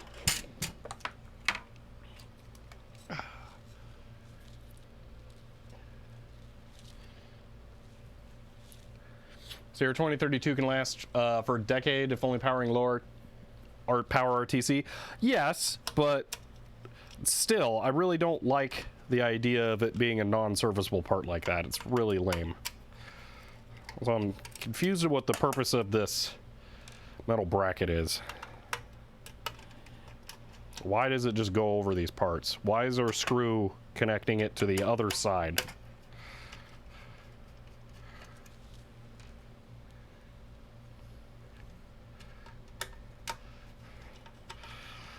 Stefan, your SNES batteries are not going to be good for much longer and are definitely something you might want to consider replacing.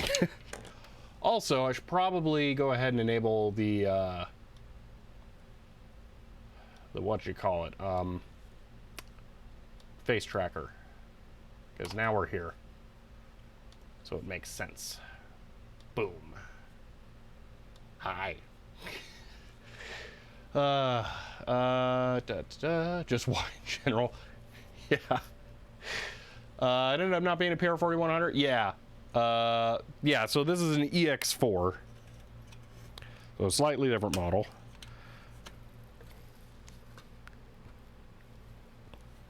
How much you want to bet I can't remove this without sliding these boards forward? Oh gosh, this thing's going to be a nightmare to take apart, isn't it?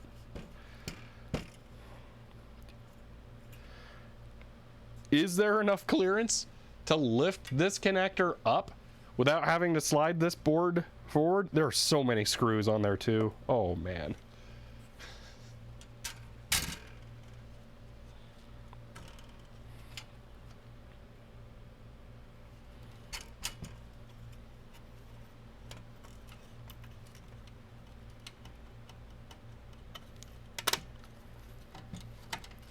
Oh, barely. Good. Whew. All right, so there's one fan connector. We're going to answer this question too, by the way. Is this battery good?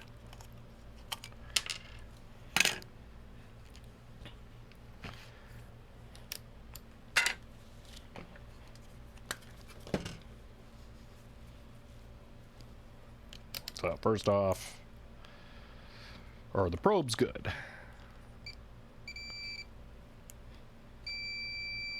Okay.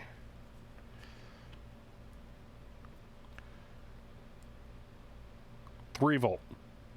That's about right. Okay, so the battery is still acceptable.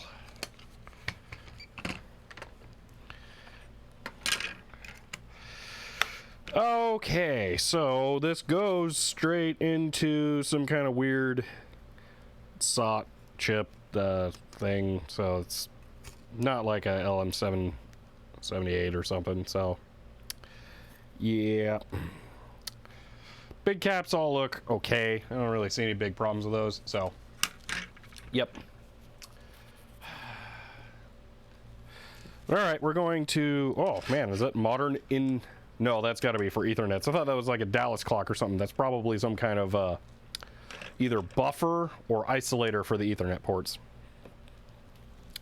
So, okay, we got to figure out what the polarity is on that first of all. So, probably positive center, but we want to make sure first. Should be easy enough with this thing. Isolation transformer? Yeah, that makes sense.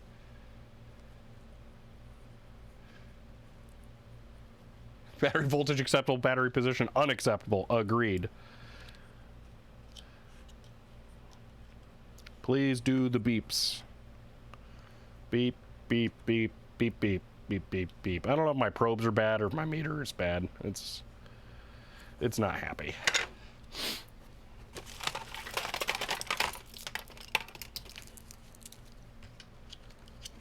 I hope my 287's not bad, because that would be expensive to replace. Let's try some probes I made that definitely work.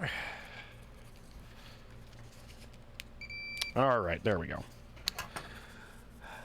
So, center, pin, yep. Okay, center to obviously ground. No.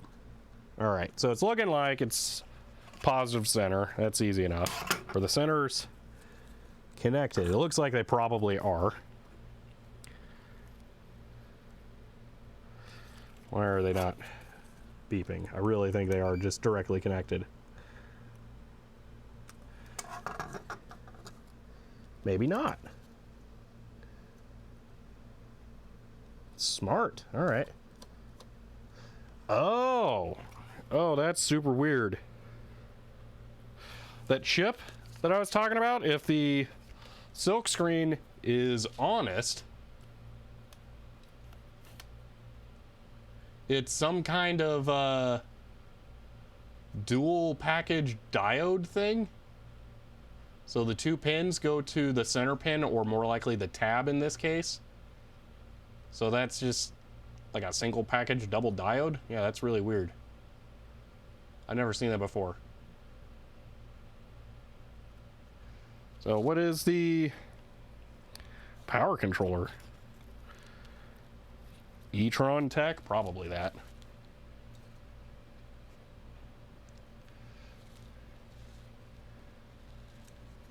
Well, it's more that I'm surprised that it's one package that has the two diodes, not that they go through diodes. It makes sense for them to go through diodes. I'm just surprised at that part. All right, we'll solder some wires coming off of there or something. I don't know. I wish that I didn't have like 5 of the opposite genders of that left, because it would be nice to add a 5.5 millimeter barrel jack to it, but I burn through those so fast because I want everything to have a 5.5 millimeter barrel jack, so I never have enough of them.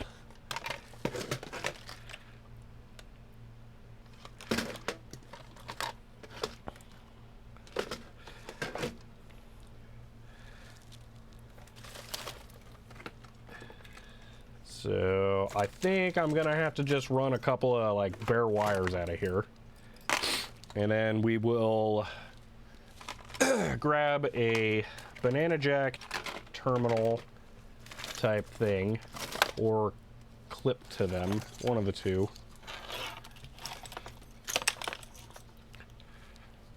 Yeah. Also, how many?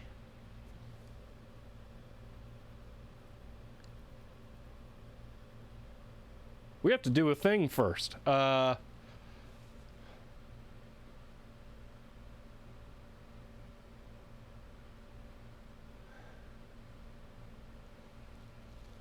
not going to be able to use the other power supply that I'm already familiar with. We're going to have to use one that I have not used too much yet. Where did it go? Is it over here? Is it this one? Which one is it? That is... No, it's the other one. Okay, so we're actually going to have to repair the power supply first, because I said I was going to do it off stream, then I didn't. Oh, I didn't replace the fan in it yet, and it's got the bad fan in it, so we're going to have to open the power supply, put the new Noctua fan in. Yeah. Man, this is a whole bunch of nonsense today. So, this again real quick. We've used 2 different kinds of these HP power supplies.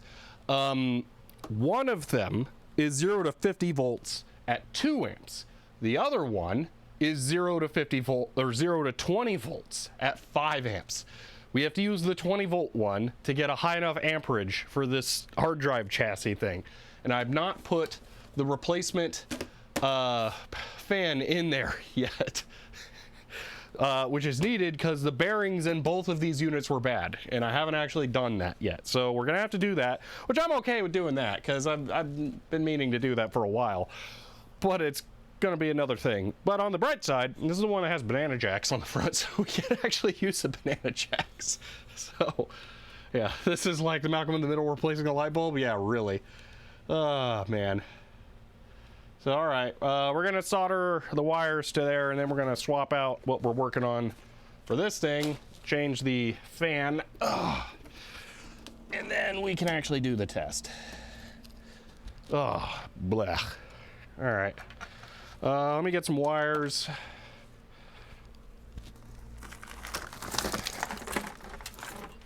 My old favorite random dead ATX power supply. Let's get a couple of nice black and red wires off of this thing.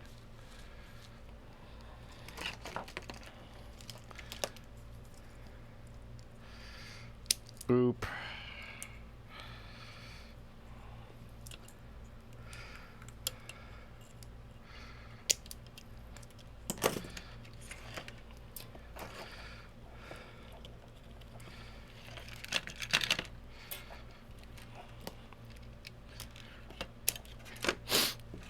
Ready to see one of my favorite tricks of all time?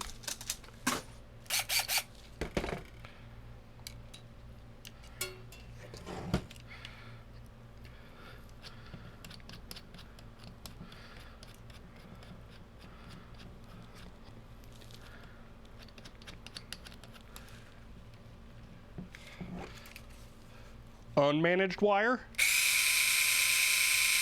Managed wire.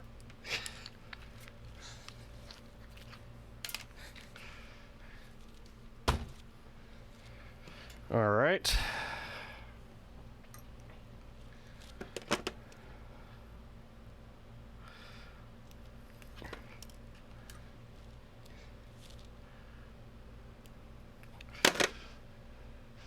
So you have to be going now. See you for tomorrow's stream. All right, Helen Croft, I don't blame you. Thank you for hanging out. See you tomorrow. See, getting some tasks done though. Yeah, just a thought. Those barrel jacks with the bigger center pin are used on higher current units like LCD monitors. Yeah, no, they are. I don't have anything that's like that. So it seems fitting you store used wires on a dead power supply. Yeah. Okay, so let's go ahead and solder these here. Everything is all connected right there, so that's going to be a whatever type situation. Get a swig of water here.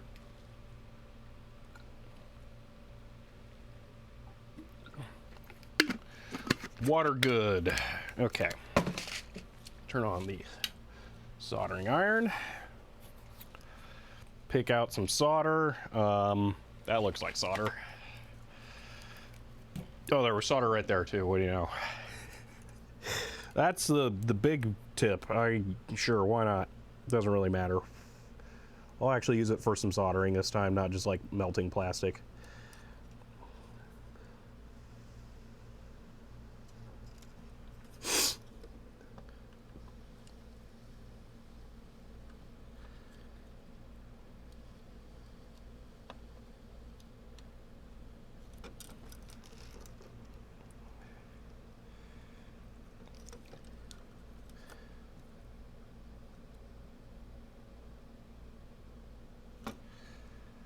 These are way too long.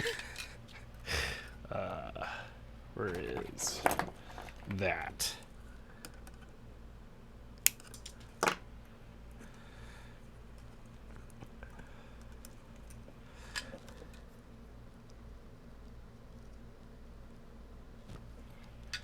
Okay. That can go back in there now.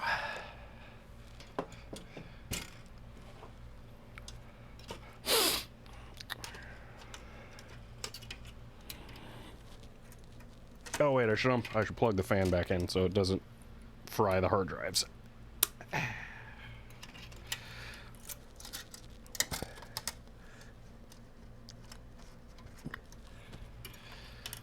sure I don't hide the ribbon cable.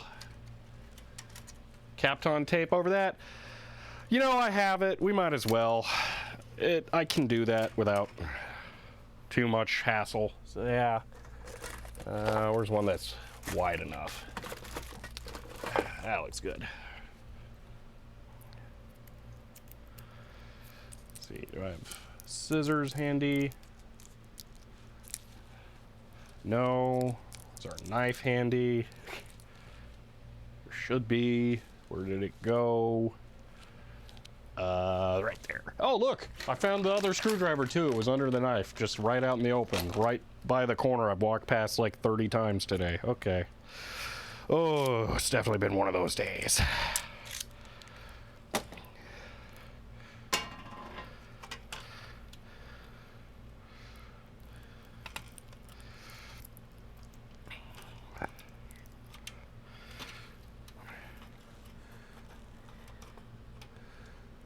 Kind of like the idea of having a Kapton poke out as well, just as a reminder, like, hey, this thing's weird now.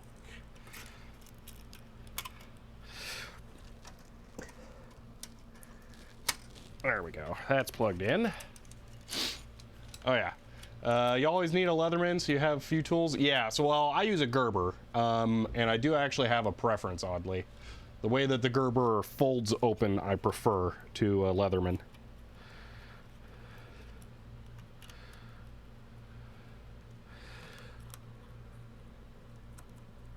Honestly, that's a pretty good connector on that ribbon cable too, so.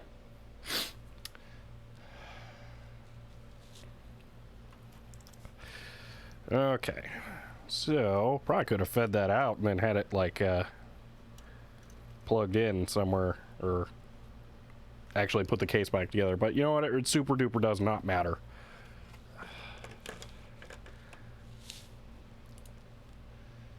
See, RF tabs. Oh my gosh, are you kidding me? Seriously? Why is that a problem on this? Thank you for that catch, Stefan. Oh man, Manjenko Tech, depends on when he left. We're doing NAS nonsense now. All right, well, we're just bending those out of the way because screw those things. Yeah, those are useless.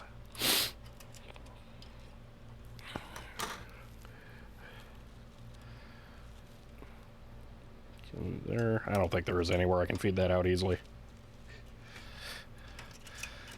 So yeah, Manjenko Tech, what was the last thing you saw me do? Because the answer depends on that.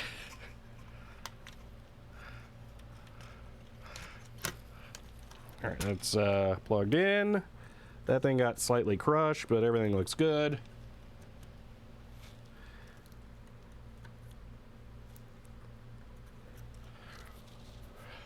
You were swearing at shelves. Okay, so I gave up on that because I realized that it was going to take me so long to put those shelves together with improper tools that it was a massive waste of my time when I'm going to be here tomorrow after having access to a hammer anyway at home. So I just have to bring a hammer from home and then we can do that correctly. So I decided to do that. Then I decided, what else are we going to do? Well, I have these hard drives sitting here. They were previously in the streaming computer because I thought I was going to use that as my like ghetto server in the office, but now I have an actual server, which is awesome. So I was thinking, how can I have those always accessible to the server and not be contingent on the streaming computer being on? And the idea was, well, I have this Western Digital NAS that I got with the S100 computer stuff. So I was like, okay, I'll set that up. So I go to set that up, and then I find out it has two really weird power supply connectors on the back. I was like, well, I didn't get the power supply with it, it turned out. So I started looking through all the power supplies I have, and it is a 19 volt 4 amp power supply that it needs. Also, it is a 5.5 millimeter by 2.5 millimeter barrel jack, not a 2.1 millimeter barrel jack like a normal one, so normal barrel jack connectors don't plug in. So I was going to resign to not dealing with this and then buying a power supply. But then I realized, like Candarsa's got there, the box is a lie. This is not the one that is actually on the box. So I realized, why would they replace this thing? That is a functionally equivalent unit. There is no real difference. So does this thing work? I don't know. It would make sense for it to not work, and that would be why they replaced it, because there's no features that this lacks as far as I can tell. It supports large hard drives, and it's got USB ports and Ethernet.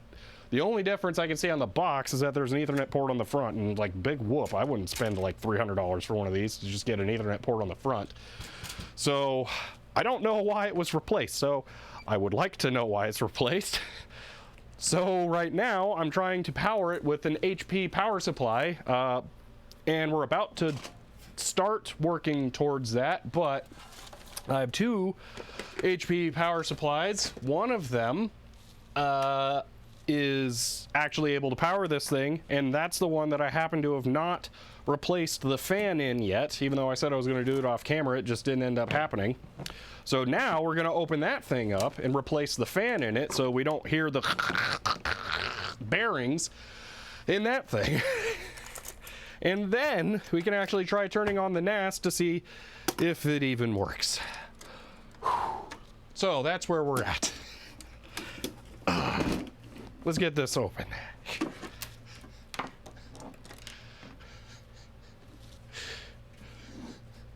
See, by bending down the tabs on the network port, you're no longer FCC Part 11 compliant. I'm okay with that.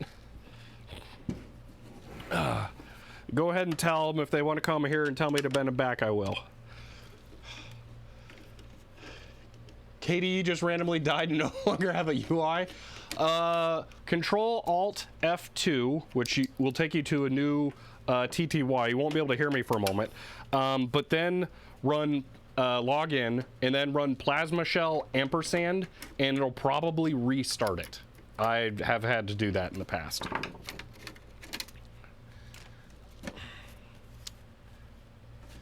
Ugh.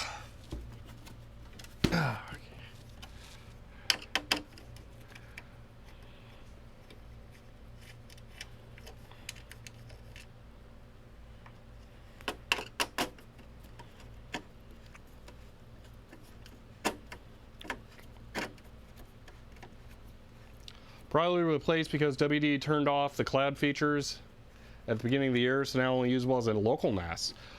That would be the best case scenario for me, because I do not have any interest in the cloud features. So if that's the case, then I might be in a good spot here.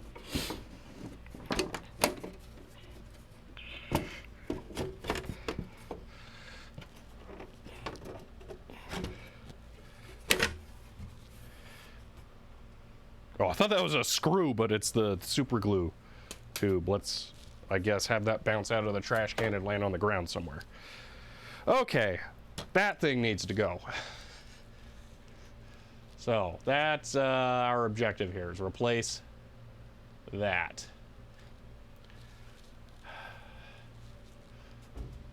Nice, just started messing with the K-Bone too. I'll remember that in case it happens to me. Well, hopefully not, but yeah. See, the cloud feature is the first things I disabled too. She's doing someone rifling through your files? Exactly. All right. And if I remember correctly, I can just plug the fan in, and it's not a problem. I don't think I had to do anything weird with the Noctua one to make it work. Super late digital ice age? This stream has been super all over the place, so you know what? That's fine. Technically, we're doing something related to a NAS right now, believe it or not.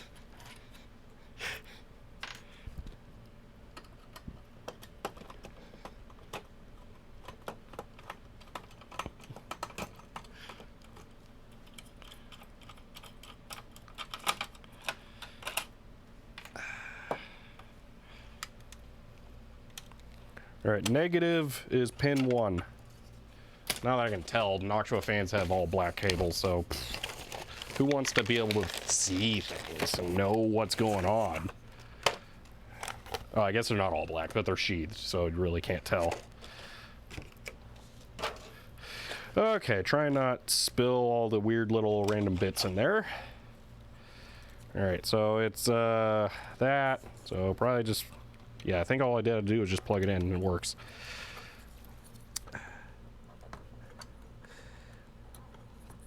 It does not plug in very cleanly. Yeah, this is the fan connector back here is very difficult to see, but it is obstructed by a heatsink. 3-pin. The fan connector is 4-pin, and then there's a cap right in the way of pin 4 there. So this is fun.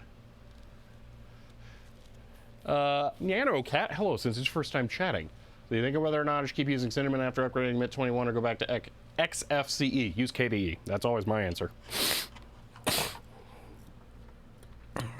So far, my experience with Cinnamon has been that sometimes it gets like broken in a weird state where I can't click stuff on the menu. So I don't really like that.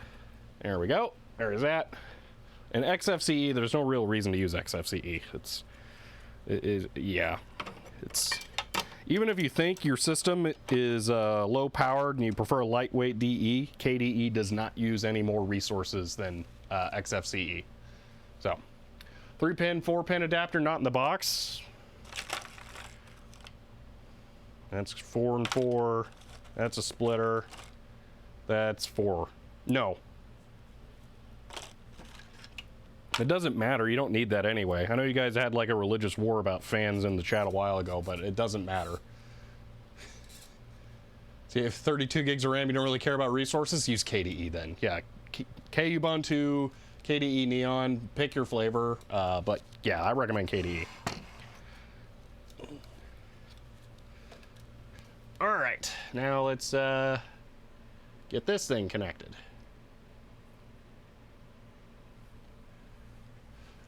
Use Genome. What's wrong with you, Commander Keen? Genome sucks now.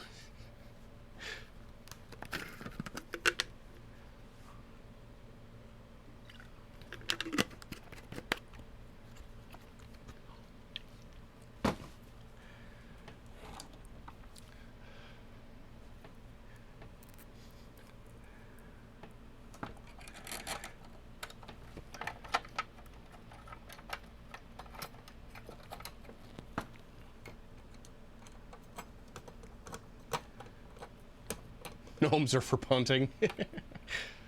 First distro was SUSE 6, something like KDE 1. Pretty sure I have that sitting in a box over there.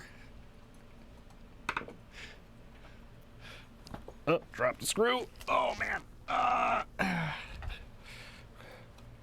You know, KDE is, in my opinion, the most mature and easiest to use distro now. They jumped the shark with Genome 3? Yeah.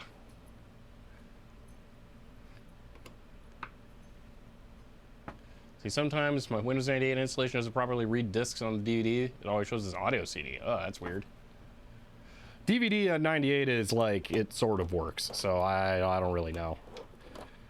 Actually, I'm not sure I've ever played a DVD in Windows 98, so I'm not, if it's like an actual video disc, then I don't know. AK Ubuntu win? Never. I have zero interest in that. It would just be Kubuntu. That's it.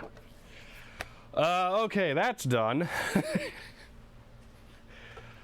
So I can put all this here. I have so many random trays of Noctua accessories sitting around.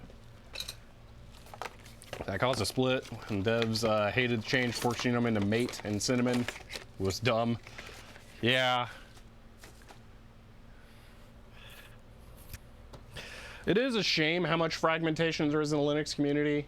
It's good that there's so many options. Like, I really liked Unity, Ubuntu Unity. I thought it was great.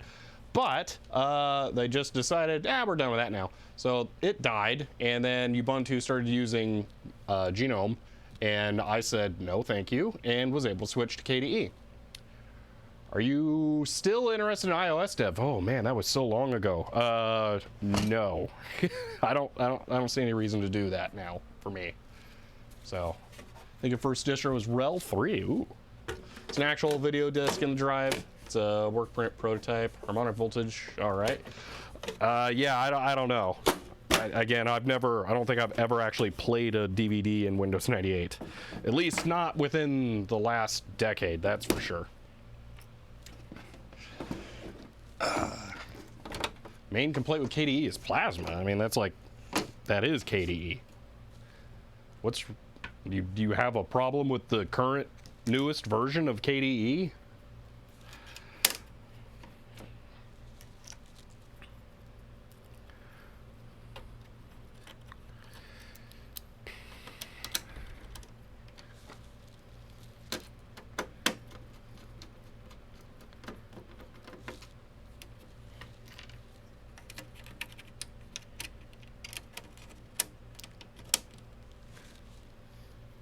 Tried KDE Ubuntu a couple years ago. Made someone angry because Arc was unable to make an archive that could be opened with 7-zip on Windows. Oh, that's weird. I haven't experienced that.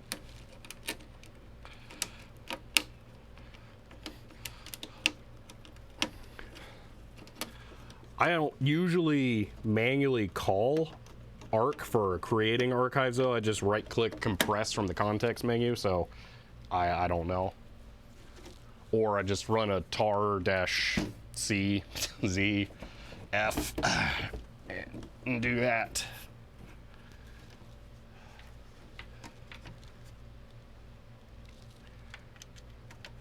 Well, you should definitely be able to play DVDs without unofficial patches, Diego Artist. So I don't know, but I've never done the unofficial patches for Windows 98 either. I just install Windows 98 SE off the disk and then leave it. But again, I don't play DVDs, so I don't know. KDE since 1X, Genome 2. Genome 2 is really good. Genome 3 not having any issues. Maybe you're just weird. Maybe? Because I have huge issues with Genome 3. It's just the usability of the environment is awful. So, what is KDE's involvement with streaming videos? I don't know. None? Are you just saying that there's other people who recommend it on Twitch, or because I don't know. I just use it. Ubuntu went from Unity to Genome, and I said no, and I went to Kubuntu. That's it. That's the whole story there.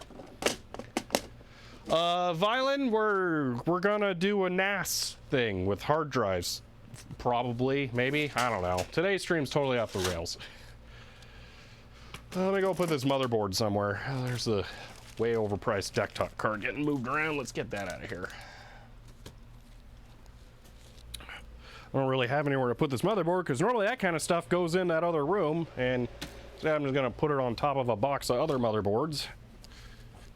All right. Oh, I have to come up with a power cable for this thing. There might actually be one already plugged in over there. Might be able to make that work. See, replace a light bulb? Yeah, really. Should have specified playing videos from a Samba share. Oh, that I have no idea. That could get really messy. I have problems playing back my videos that way, but they're like 70 megabit per second videos.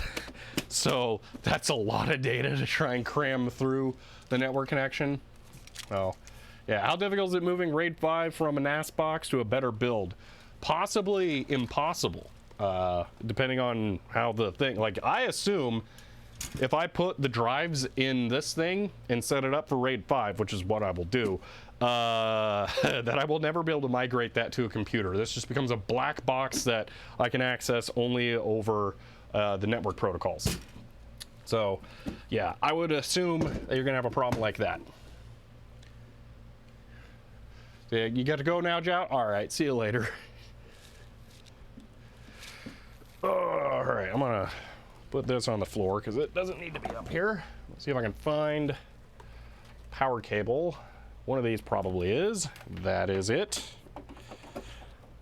All right.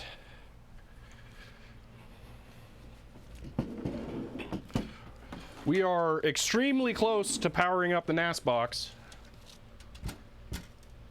Gotta go, Stefan? All right, see you later as well.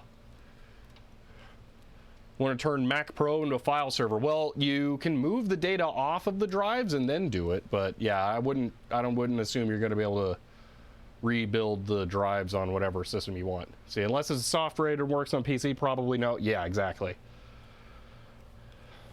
All right.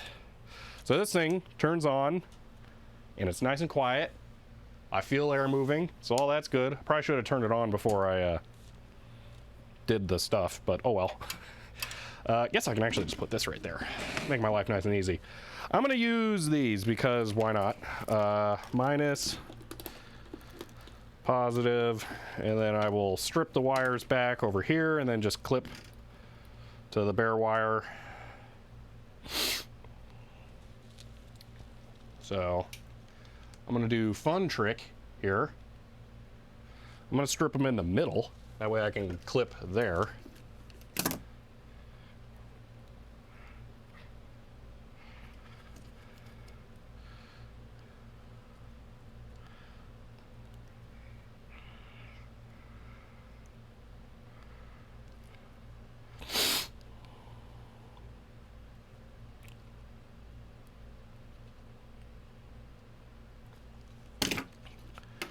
So like that and like that. Cleaner than trying to do it from the ends. All right. So first things first, I need to unplug the banana jacks at the unit because I need to set up the voltage correctly. Although this thing kind of can't send it a bad voltage because this only goes up to 20 volts and that takes 19, so it would probably take 20. Let's see. See, are you missing the power supply? Yeah, yeah. And I don't know that it's worth buying one because this thing is not the one. I'll just cover it again. I got a box for Western Digital power NAS thing, and you'd think like, oh, you got the box, so it's probably new. No, it turns out this box is for a different unit, and that one was in there, which means they replaced this one for some reason. So I don't know if it's because it's bad or if they felt like there was some different feature that they would benefit from on the newer revision. The only difference I see is that there's a USB port right there on it. So unless they really needed that USB port, I'm assuming this thing's bad. So I didn't think that it was worth spending like 30 bucks on a power supply for it if it's bad. So we're doing this to test for free if it's gonna work or not. So that's why we're doing this, because I'm cheap. All right, VSET 1.9, enter. iSet, we're just gonna set it to 5, because might as well. That's the max this thing can output. All right, Vout, off. All right, we're about to do it.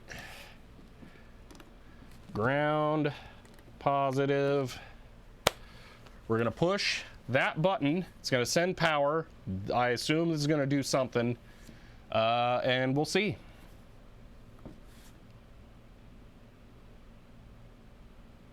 That was VSET. We're gonna push this button.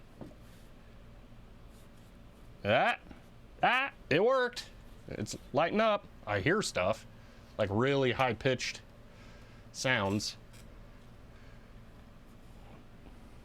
Man, that little 16 by 2 display is toast. It is so dim. All right. Yeah. Really high-pitched ringing.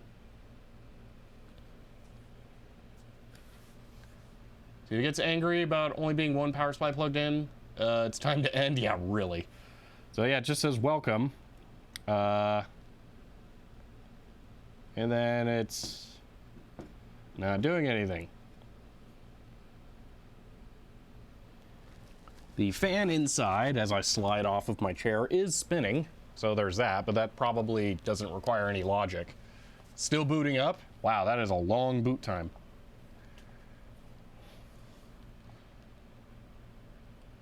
See, anything, if it gets angry about anything, it'll be only being one power supply. Yeah, oh yeah, I already read that. Prioritize some UART debugging in the future. I will throw this thing away before I connect a serial adapter to it. So the OS might be stored in the HDDs, can be a pain to get back on. I will also throw it away before I will do that. The OS is stored on the hard drives. Are you kidding me? Are you doing this because you want a NAS or because you have multiple? I'm doing this because I need some kind of hard drive storage here for both rapid access for like archived files that I'm generating here and need to access frequently, like Windows 98 ISO or DOS disk images. So yeah. Okay, so it's clearly not gonna work without the hard drives, I guess. Yeah, power supply 2 failed. That's fine, whatever. So I guess kind of, yes, I am looking for a NAS. Light color change, yeah. So I'm not gonna worry about that. No drives installed, sure. IP address disconnected. Yep, all that looks good. Okay. The hard drives are really weirdly formatted. They might have an operating system for this thing on there. That could explain it, actually. So, you know what? Maybe we'll do that. Can I turn it off by holding the button? System is shutting down. All right, and then we'll just load up all the drives and then see what happens. Where did I put the hard drives? Oh, yeah, they're right here.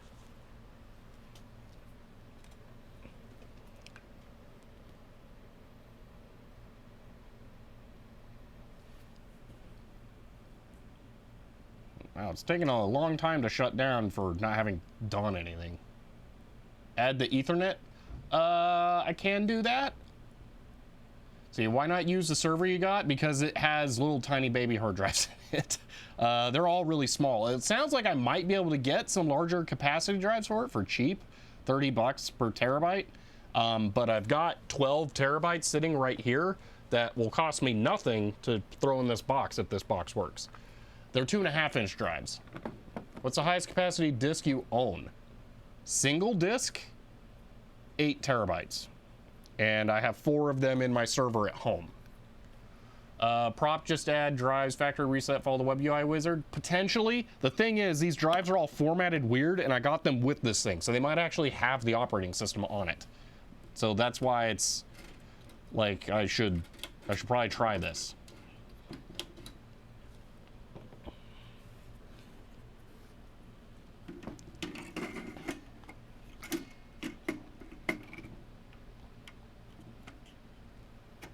I like nothing about that process.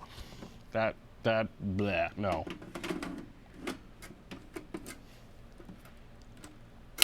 That takes so much force.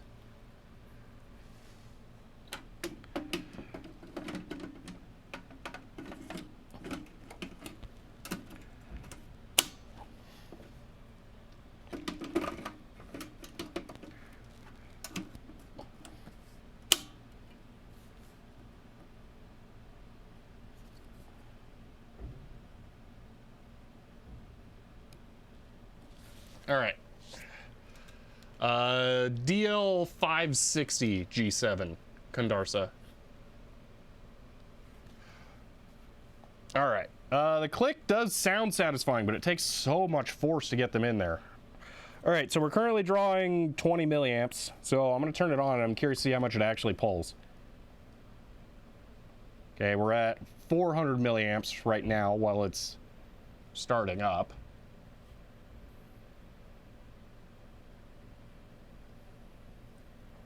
Did I say 560? I may have said 560. Yeah, it's a 580. Several 18 terabyte USB drives. Yeah, oh, like external hard drives? Yeah, I'm not really a huge fan of doing it that way. It gets very difficult to manage. Oh man, the light's all flickering on there. It's pretty appealing. Yeah, so we're up to 1.3 amps now.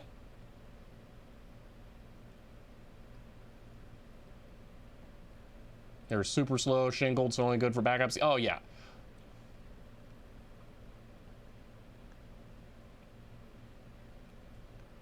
The main use case for this is write disk images to it and then read them every now and then. It's not going to be a high access thing.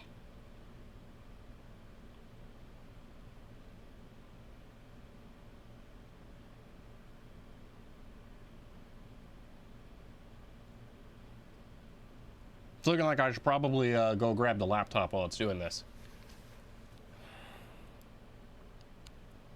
Reached 1.7? Okay, that's good to know. If it reached 1.7, then it's definitely not going to be able to be run off of that one power supply I found. That's kind of what I was looking at. Realistically, 1.4 is too much to consider doing that with, so.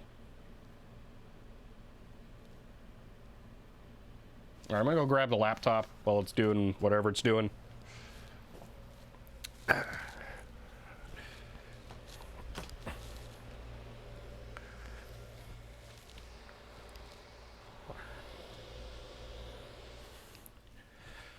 Oh, look, there's a dumb shelf in here.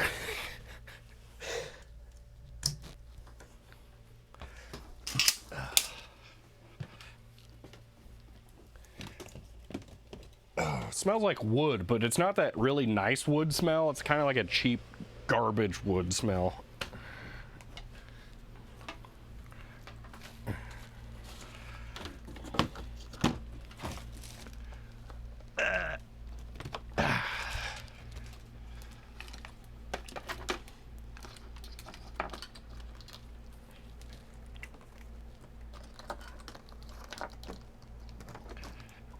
I will not be doing any video capture of the laptop while I do initial investigations on here in case it reveals anything about the former owner.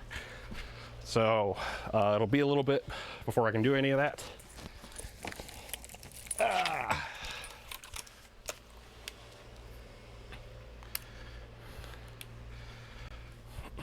So far it's looking like I should probably get a power supply though. Oh, purple lights, that's probably not good. You can look up the voltage regulator, see what the real voltage range is. Probably that's why I was looking inside it, that one chip that's got the two diodes. Yeah, bad drives? I don't know. Let's see what it says. Drive status healthy. Capacity 0 megs free. I think it might just want network. I think I can provide that. Yeah, right here.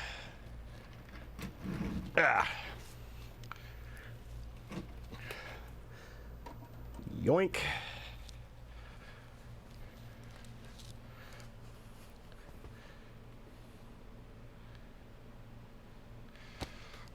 .1.26. Okay.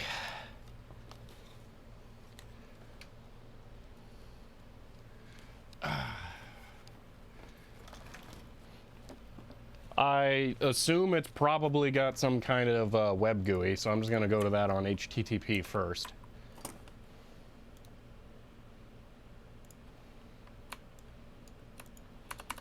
Keyboard, please turn on.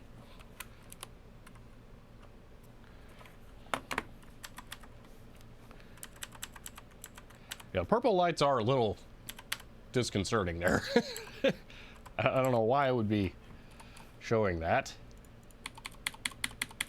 Keyboard, yo, you got one job, and it's to be a keyboard. Thank you. 192.26. Okay. This is probably where I have to do the factory login. All right. Password, admin. Let's see if we can figure this out. Oh my gosh, they didn't change the password, so it was admin. I'm an elite hacker. If you get some SSDs, those will be SFF for that HP server. I'm not sure what you mean. Some like 2.5-inch SATA drive SSDs should work, but yeah. So no configured RAID volumes. Is purple red LED flickering as accessing? I don't know. Disk status. Good. iSCSI allows you to create and manage iSCSI targets. Oh, that's weird. Volume virtualization. Small form factor. Okay. You just mean 2.5-inch drives, right? That's the size of the form factor. I believe.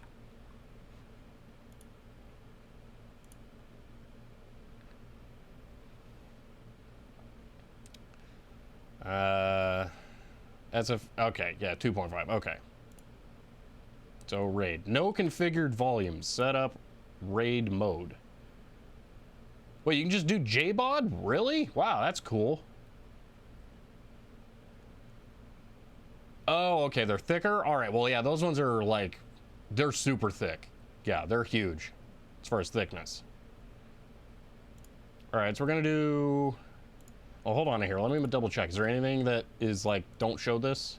I might be able to just do capture here. Always JBOD. I would JBOD if this was just on a computer, but JBOD over a network sounds really dumb. So I'm thinking I'm just gonna do RAID 5.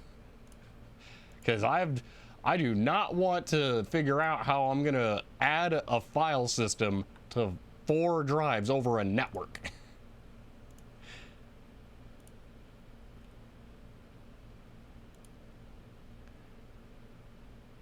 Probably just blow away whatever's on these. Yeah, yeah, but I'm just looking at the configuration, like, you know, it's a cloud thing. Like, does this have a login for someone's cloud, whatever? Yeah, okay, I found it. How do I clear those? Doesn't the NAS create the file system? But that's the thing, if I do a JBOD with a NAS and then it creates file systems, that's just 4 external hard drives then. That's awful. So the benefit to doing RAID 5 on this is that it will then, it'll give me 1 9 terabyte pool with 1 drive that is parity. Yeah, I think I am gonna do a factory reset. Be nice if I could do that from the software here.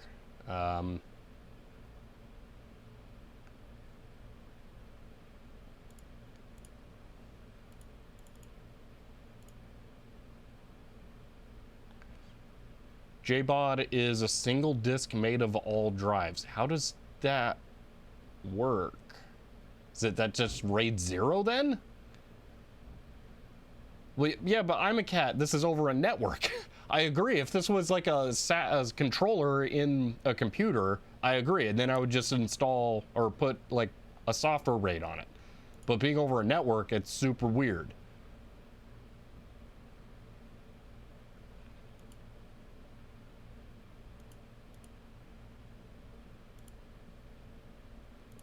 Under apps, it has HTTP, FTP, P2P. I don't know what that is. Does it run a BitTorrent client for me? No strapping mirroring, just concatenated. Oh God, that's the worst. That would be awful. Yeah, it should expose individual disks.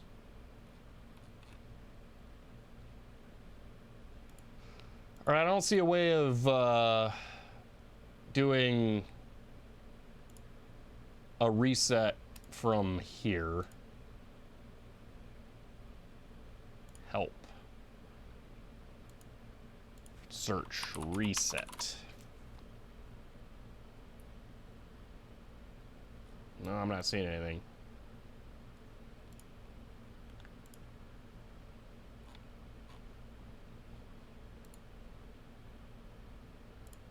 Oh wait, I can just remove users. Found it. Okay, I think that's close enough.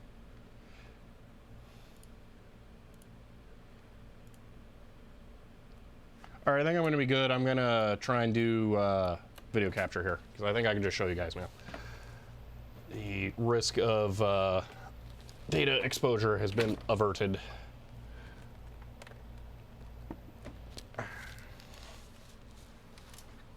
Laptop.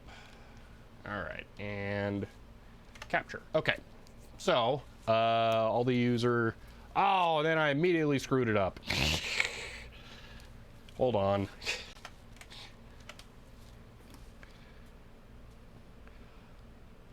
Assume the reset would be a button on the back. There is a reset button on the back. Seriously, who adds a name to the default admin user? Jeez. All right, now it's clear. The thing is I don't see a reason to do a factory reset right now.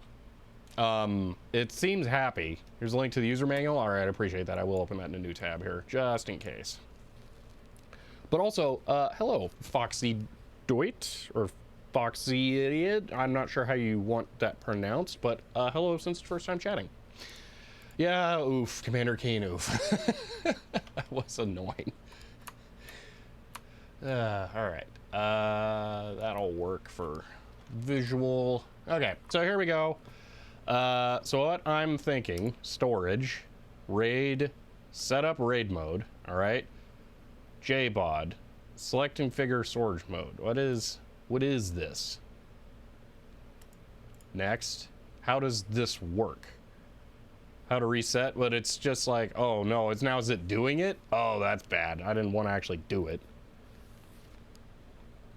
Okay, I'm changing raid mode. Ah, there we go. So raid will JBOD here equals separate volumes. Yeah, okay, so that is exactly it. So it's gonna format them all and then do stuff. So Control F, JBOD.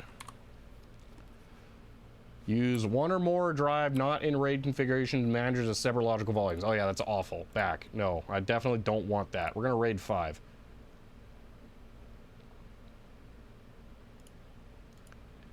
Dedicating a quarter? Hold on. By striping across 3 or more drives and dedicating a quarter of each drive? No, it's... It is written in stripes across primary disk have been mirrored to a secondary. No, that's gross too. We're going to do this. Switch to RAID 5.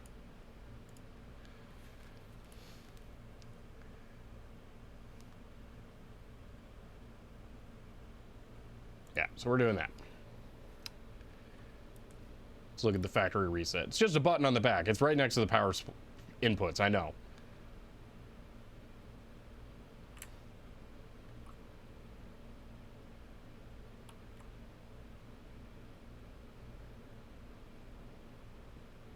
JBOD stands for just a bunch of disks. So I would, from my interpretation of that, is that it would expose individual volumes. Yeah, the RAID 5 explanation is really bad. That's why I was slightly confused there. Oh man, drive 4 is a rock star. It's slightly faster. Oh, nope. Oh, now drive 2 is the best. Something to keep in mind, all of the data that will be going on here is going to be mirrored to RAID 1 drives I have at home, which is extra good, as it says this on here. I don't, it's probably nothing too concerning about that. We don't need to worry about that. All of the data that's going on here is going to be mirrored to RAID 1 drives at my house. This is just for local access. So I don't really care what it does. As far as like dying or not. These drives were free. This box was free. I'm just using this to cache data locally. Also, these drives have an outrageous number of on-time hours. Like, absolutely crazy. Like, I think one of them was 40,000 or something. Yeah. So, if they die, I won't be surprised.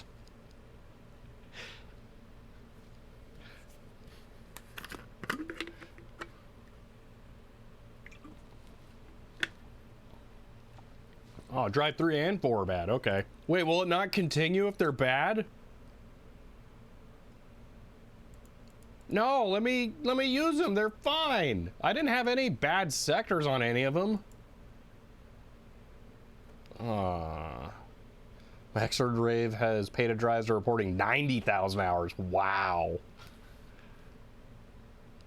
Well, all right. Well, this kind of sucks.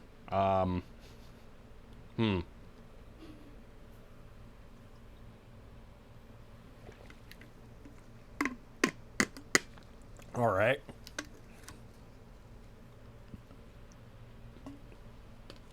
Did we really just trip and fall on our face in the last second of the secondary objective here? 3 terabyte RAID 1 to start. Well, I got some slightly good news. We may have a brand new drive we can swap in right now. So we might be able to get a 6 terabyte parity array. Let me go grab that drive and see where did I put it? Is it out here? No, it's in the hallway. Because there was one drive that I got with all this that was still in the box. I don't know if it's new. It's very gross. So we'll see.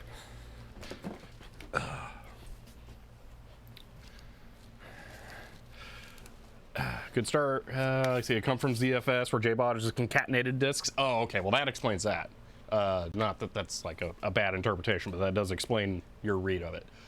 All right. So just came back from brief excursion. See, it shows 2 bad drives. It should be tried swapping drives and sure it's not ports controller. Oh, that's not a bad idea, but it's really slow, so I have not tried that.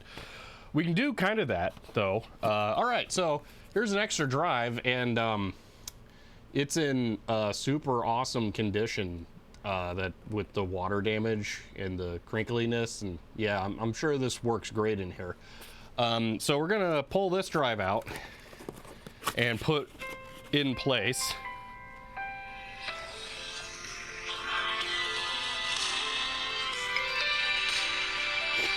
Who would have guessed? Okay. Anyway, wait.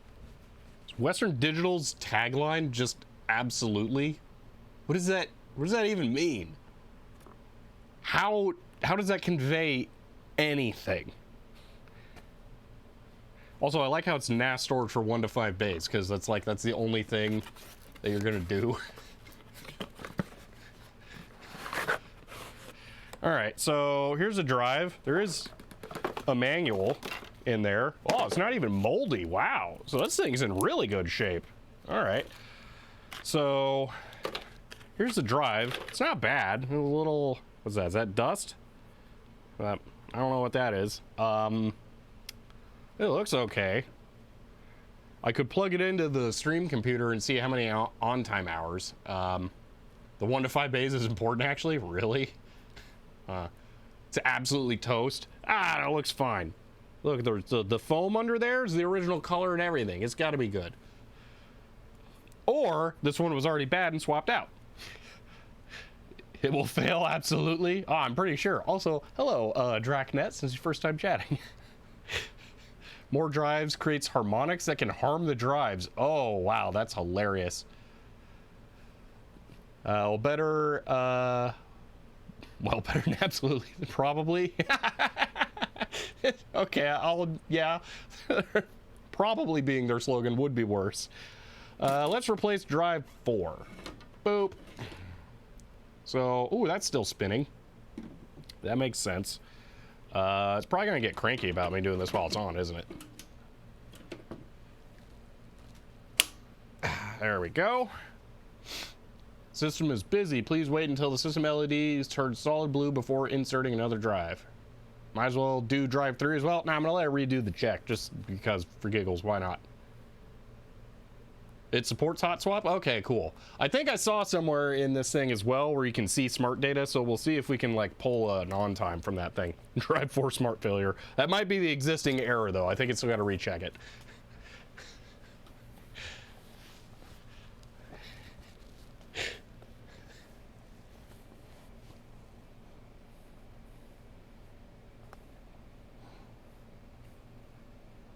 If I only have 2 working 3 terabyte drives, I have another solution you guys are also going to hate. All right, so let's go back to here. All right. Let's see, disk status. All right, drive 4 didn't show up. What's its bad smart data? Read error rate 200. That's probably fine. Threshold is 51. Let's see. Reallocated sectors. So it had 200 reallocated sectors. I don't know. So I hope a rated number of drives in one chassis is one of the major differences between Iron Wolf and Iron Wolf Pro drives. Interesting. Yeah, I'm surprised they're not just isolated enough. Do meters face on 3D effects wallpaper on your Windows 98 build look like me? I don't think it does.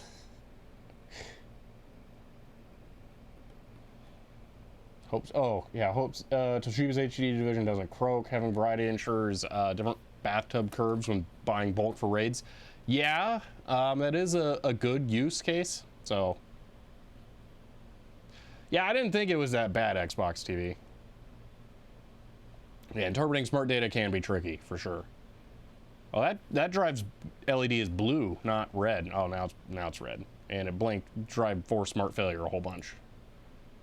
All right, let's reload the page. Drive 4. Ah, it says it's good. Smart data. Why doesn't this show on time hours? It's like the one thing I care about. Unless they don't want you to know, because it's like always on. Power on hours, 64. I don't think so. Let's look at a different drive. Power on hours, 61. Yeah, okay, sure. 97, not happening. And the bad one is 61. It failed in 61 hours? I don't think so.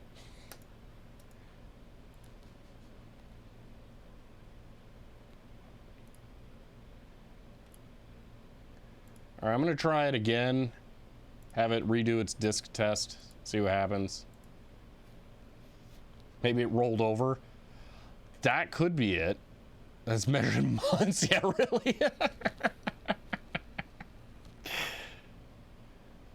All right, let it redo its self-test.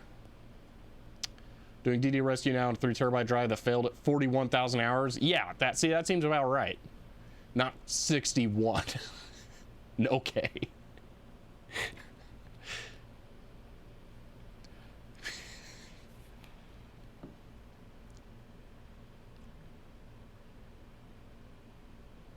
Oh, man.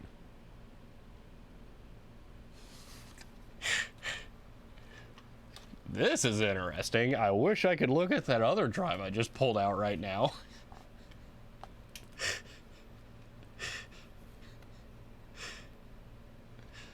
Look at that spindle center. That looks totally okay. Not corroded and gross at all.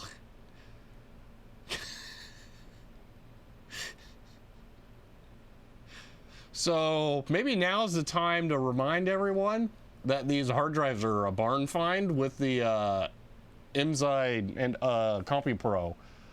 That's why this is like that. Literally pulled from an exterior building that was exposed to rain.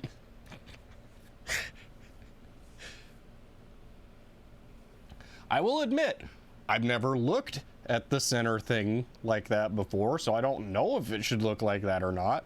My inclination is that it should not. But yeah. Does it smell like a barn? It just smells like dirt. Everything from there smells like dirt.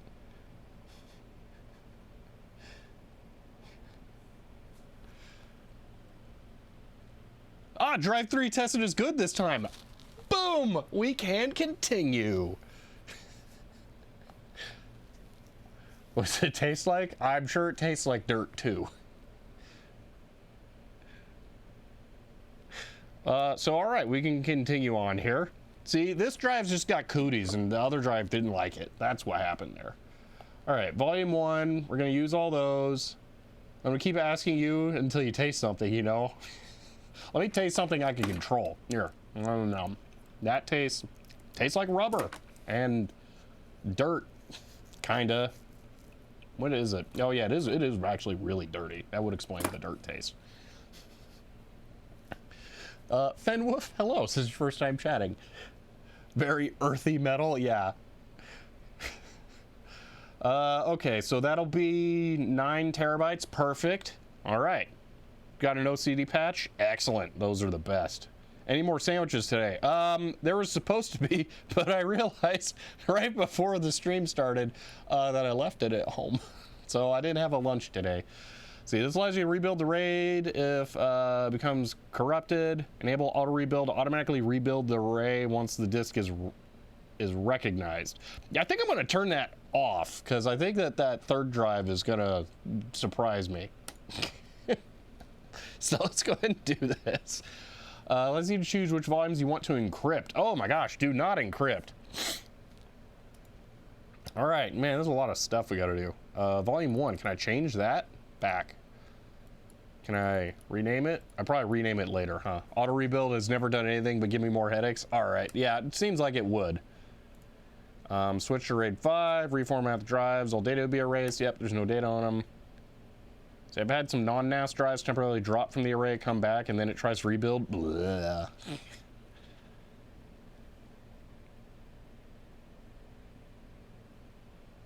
All right, it's going. I'm gonna go get some more water. Drive through will be the last one working when all the other ones die. Yeah, really. I'm a little disappointed. Oh, you know what? I can't. Oh, whoa. It's not bad. But we have a comparison now what the spindle should look like. Turns out you can see the spindle for drive 4. So I'll leave you with that visual while I go get some water. I don't see what's wrong with that drive. It seems like it should be perfectly fine to me.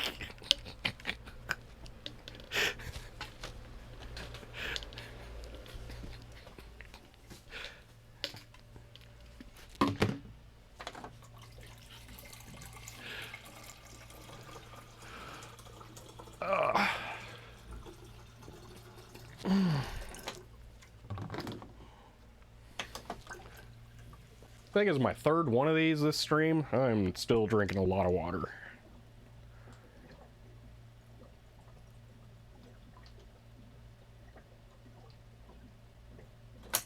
Probably shouldn't completely fill it. I don't want to have to chug the whole thing if I don't finish it.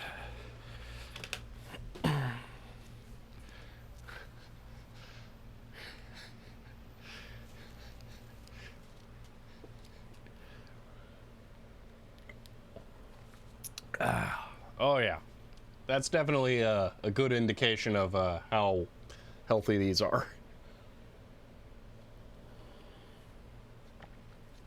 Get 14 terabyte, have 30 terabyte useful space. Yeah.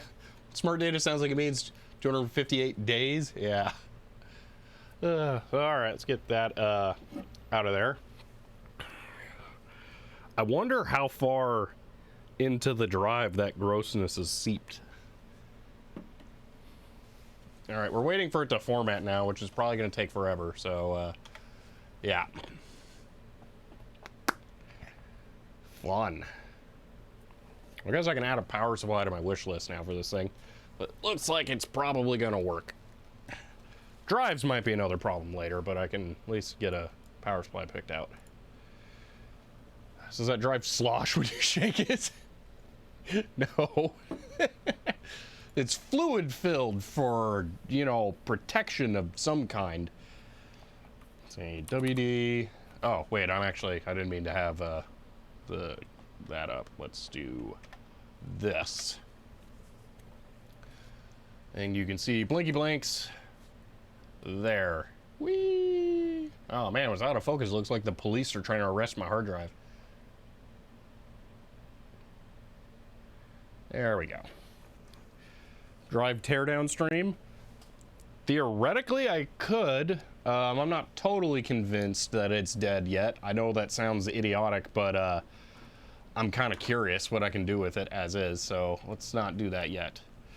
WD-EX4 PSU. No, those drives have ferrofluid filled bearings? Yeah. Curious people don't look him up. It's not necessary? What?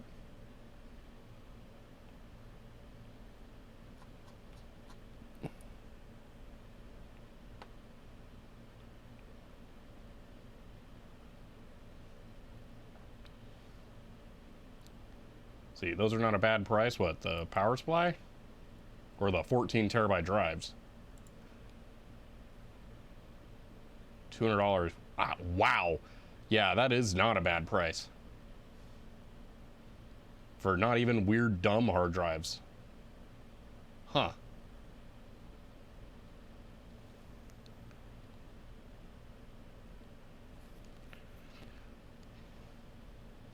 Usually zero them, see if they suddenly come back. If they don't, it is secure erase before you tossed it.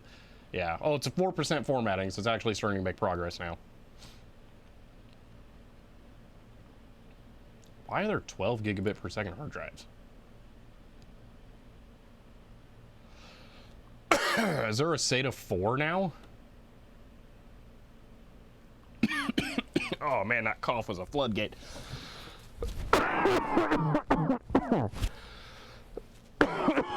Oh wow, my throat is very sore. That is, ooh, ouch. Go over the 24 volt size barrel jack. So if you decide to keep the unit instead of NAS one for PSU solutions. Well, I was gonna look and see what off the shelf stuff there is first. It looks very expensive. So that's why I like encryption. You don't have to worry about data when you toss disks away. When you have a RAID solution like this, if you throw one drive away at a time, you don't have to worry about the data stuff. So you don't need to encrypt it. I think data streams against TOS can't do that. Probably. Yeah, how focused is that? I think I can do a little better. There we go. So it was a current draw. While it's formatting, I just saw it hit 1.7. That seems to be about the peak. So probably under 2 amps is fine. Gargle salt water and drive 3 to soothe your throat. Also, Neroll7, hello, since it's your first time chatting. All right, yeah, I need a power supply. Looks like searching for it by model name is not the way to go. So let's go 19 volt, 2 amp power supply.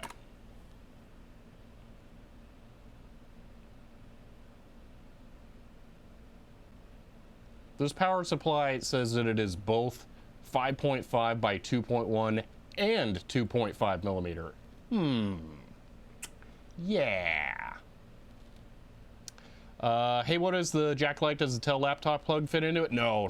It's it is a 5.5 millimeter by 2.5 millimeter standard barrel jack. That's what it is. So the Dell ones are like inverted. It has a center pin, so it's technically a male connector that on the cable. This is the male connector on the device. So it needs to be a 5.5 by 2.5 millimeter barrel jack.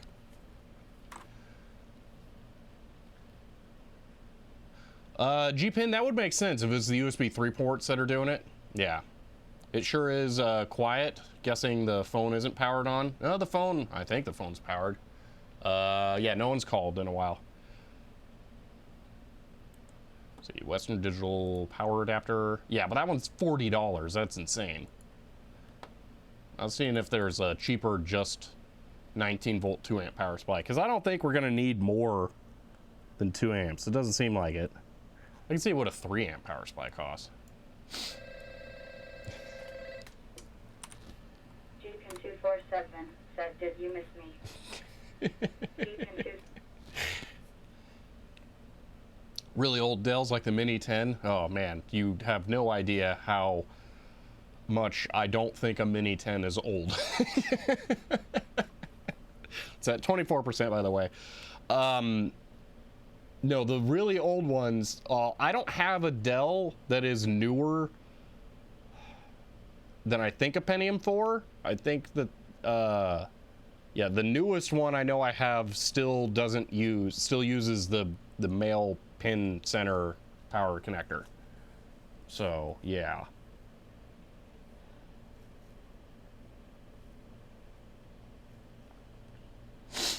Oh, okay, I made notes on where you can get some 9.5, 12.5, you can use chop and modify.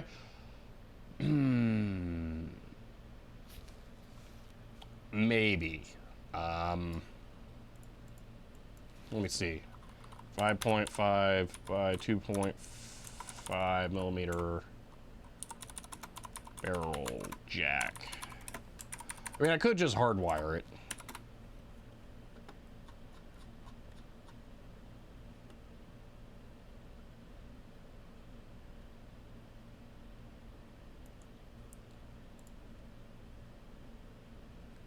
Yeah, that's what I was looking for, Condarsa there. Yeah. Something like that. Ooh, I like that it comes with the mating connector as well. It's not just the male ones. Place the ends on AC bricks makes sense, yeah. CCTV. Hmm.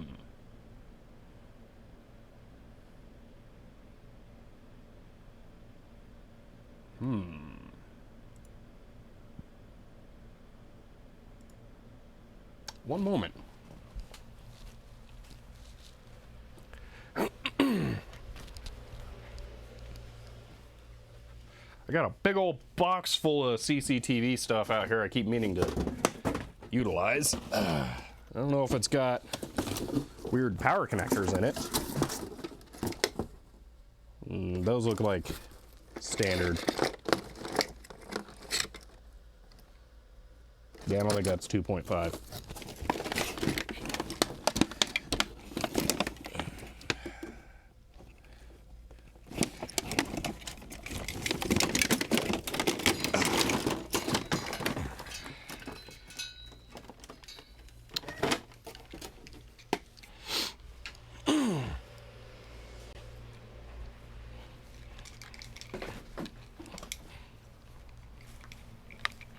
So, CCTV nonsense. Or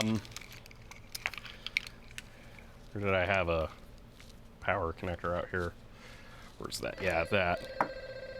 Yeah, no, that fits right. So these are not, those are all normal. Whoa, that thing. Hello, I like that.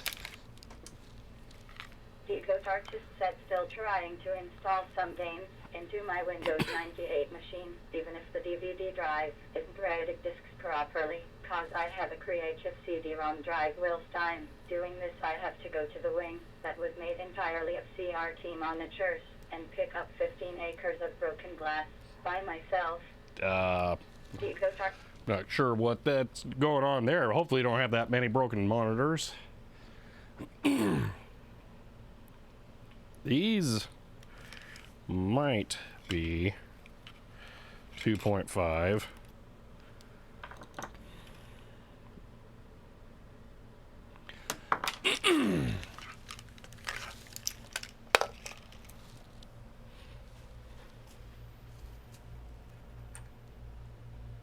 No.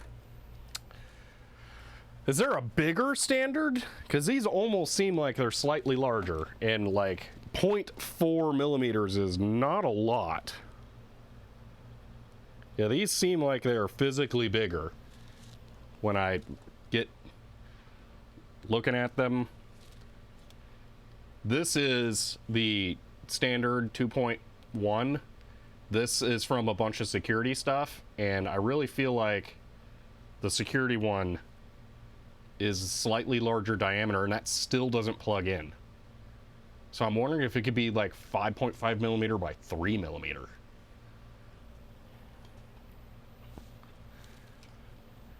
Yeah, funny you'd hear it assumes this goes by any kind of standard. Yeah. Hardwire it. Yeah. Take the brick from the XPS. I'm 110% sure. Find loads more very near in the future. All right.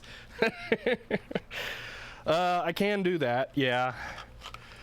Actually, that one might have a replaceable tip as well.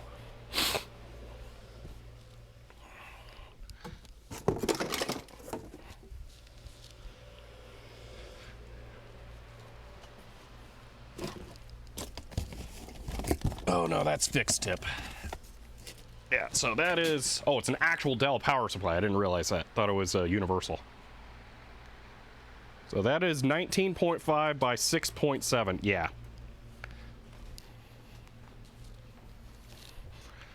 What percentage is this at? 52%. Yeah, for giggles,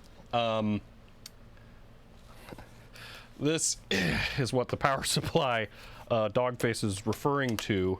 Oh, that's right. Yeah, this thing needs work. I forgot. Oh, those hinges are terrifying. Oh, I really don't. No, I'm not gonna. No, I want to take this thing apart. Fix that. Nice XPS laptop. The hinges need oiled really, really, really badly, or they're gonna shatter the plastic. But yeah, these have a different power connector, but apparently I have the clearance to cut it off and utilize that. So yeah, I like this thing a lot. Let's see, broken laptop hinges. Well, they're not broken, they're just like seized. That's the thing. They need greased, lubricated somehow, something like that. Yeah. For right now, I'm going to keep going with the the HP power supply. I will get that modified later.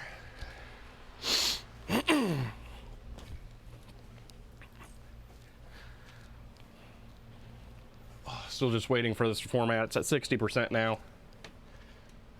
You can see me Amazon shopping. Oh, that's Newegg.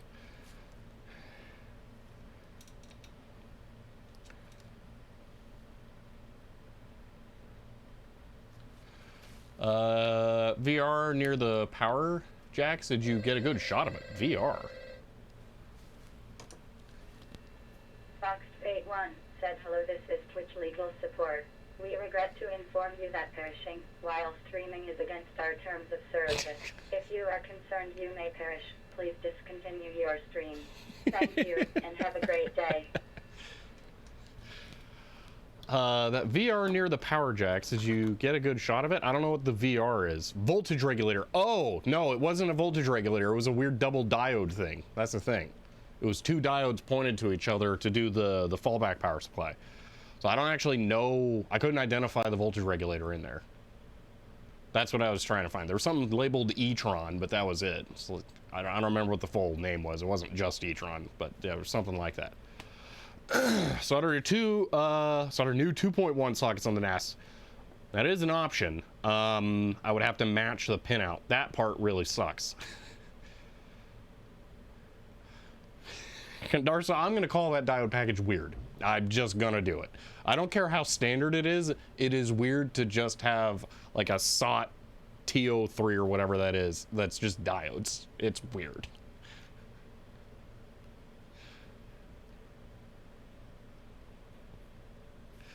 I understand why. It's for pick and place reasons. It's still weird.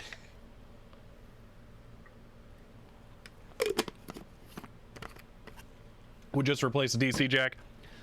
Yeah, the thing is it's just another one of those DC jacks that has a different footprint. So I don't have anything in the office that would match that. I would have to go out of my way and order some specifically for this and then do that. And then I would still have to find a power supply.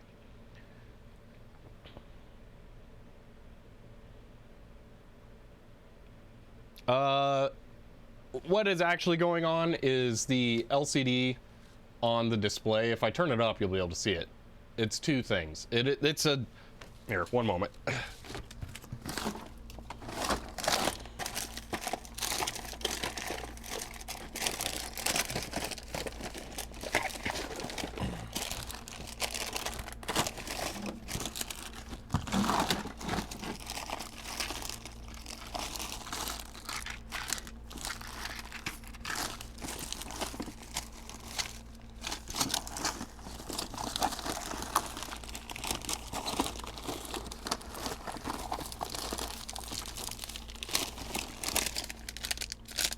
Oh, there's where that RFI went. Okay. That LCD is literally one of these generic cheapo LCD modules, all right? So what this is it's just a standard LCD that has 16 characters across, 2 characters down in ROM, all right? So that is what it is. Yeah, the HD44780. Yeah, that is exactly what it is. So it's literally one of those, all right?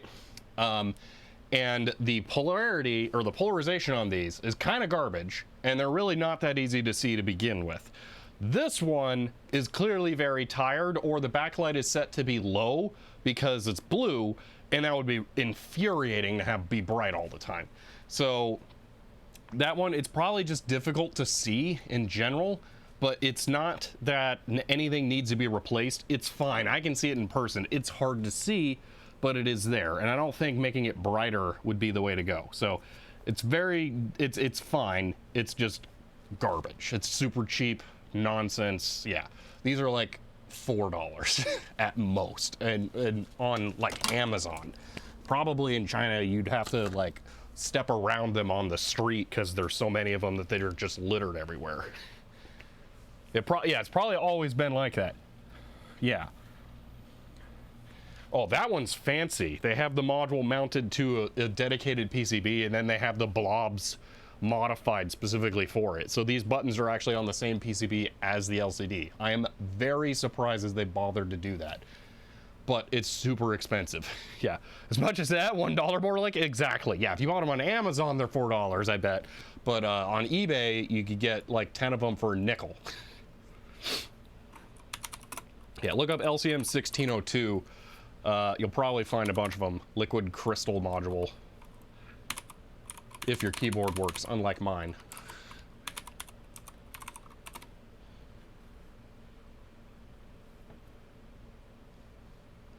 Yeah, so laptop capture. Yeah, here, this is it. It's just very, very simple LCD. Ooh, VFD version. Ooh. Yeah, the green one also super popular. But yeah, China, like, that's the you're not paying attention price. I guarantee on AliExpress you can get like 1,000 of those for $50. Let's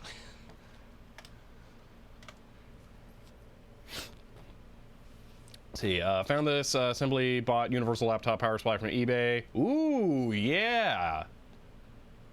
That is an option, because they probably come with a tip that would work. Best readable LCDs are FSTN white.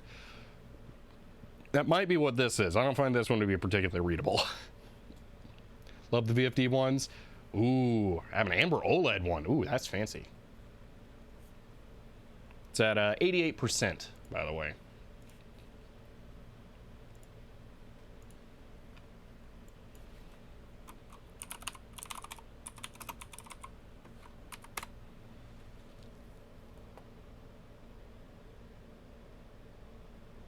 Yeah, I bet there's a tip in there that would work on a universal laptop charger.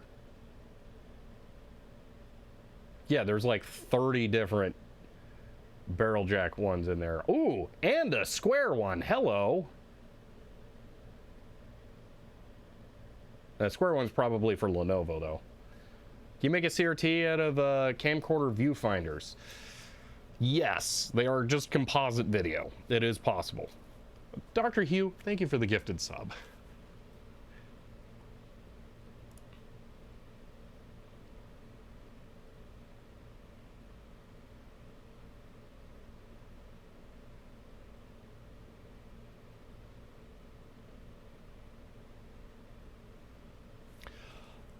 Well, the contrast is fine in person, and you actually adjust the contrast on these by sending a different voltage signal. So you usually just connect it to a potentiometer and split the voltage that way. So the contrast could be adjusted on this somehow, probably. But yeah. No, like a little, like a CRT, little one of those displays. So Lagoon 2, it is, yeah, you're talking about a viewfinder in a camcorder. Those are literally just a composite video device. You can unplug it from the camcorder, take it out, and then there is enough integrated electronics inside of the viewfinder that you should be able to send it a composite video signal. You can use it as a display. I don't recommend it. They are actually so small that you really can't see them without having the eyepiece that puts it up like that. And then if you have the eyepiece that puts it up like that, then it's just really low resolution and large.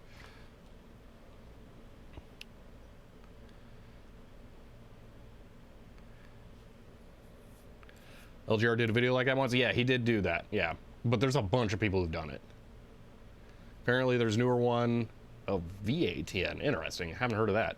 We're at 100%, so I'm gonna go over there. I'm really interested in the laptop power supply idea though. It's like $22 one on Amazon. I think that's the way to go. I don't think I need to cut up the Dell power supply. I think that would probably work. I'm just gonna chuck that on my wish list so I remember to look at it. But there's so many tips on that one. There's gotta be something there that'll work. So yeah, here's that thing. Formatting 100%. About to see if this will work and hold data. It'll be hilarious. I like copy over Windows 98 disk image right now just to test, and then immediately just dies on drive 3. Get AC brick from Goodwill and replace the end. That's also possible, but it would be nice. Well, to replace the end part, I would then have to go out and get that. Honestly, it's $22 for the, well, I didn't want to actually go look at that. $22 for the other one. I feel like that's not a bad price.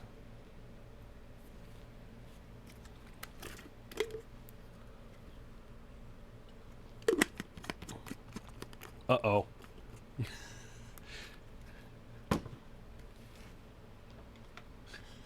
Red. Is it immediately rebuilding the array now? So what I'm talking about is replace the LCD on the NAS with the viewfinder tubes. Oh gosh, no. Oh no. That would be really hard. It would actually, in a weird way, it would be possible.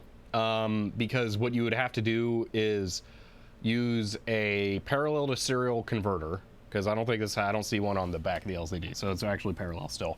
You need a parallel to serial adapter, and then you would get a serial terminal composite video board. Those exist, and then you could use that to print that over a composite signal. So it's actually possible. It would just be a huge pain, but it is doable. All right, so it says it's done. I don't like that one light turned red. So,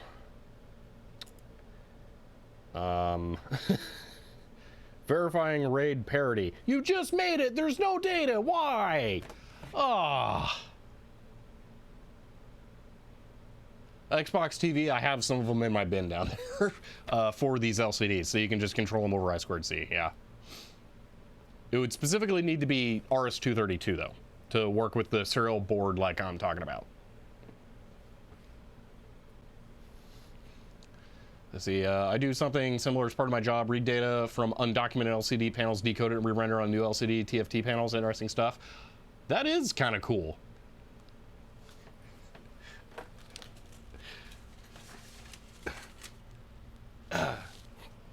You know what I would need for PC 104 LCD panel? Because I need to do that at some point, because I got this thing and I need to connect an LCD panel to it, and I believe that's the LCD connector. Would you have any experience with that? Or is this one it? That's it right there.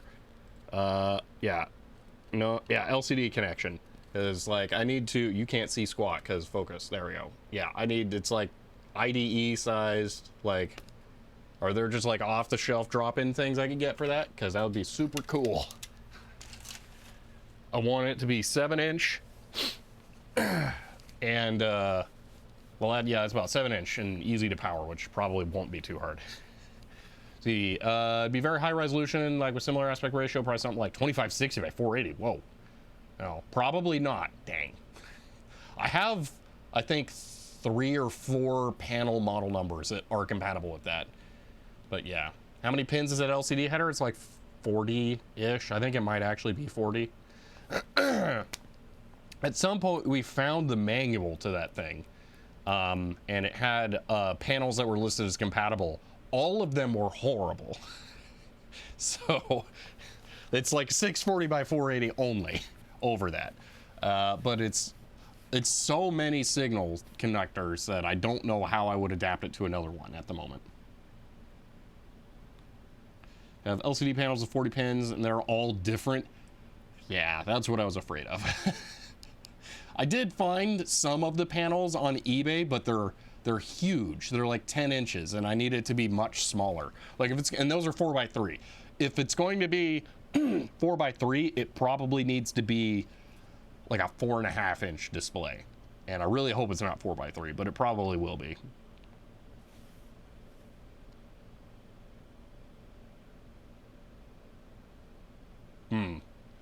So Manjenko Tech, the thing is, that's from like 98, I want to say, maybe 96. So it's 1996. So it's probably predates some sensible standards like that.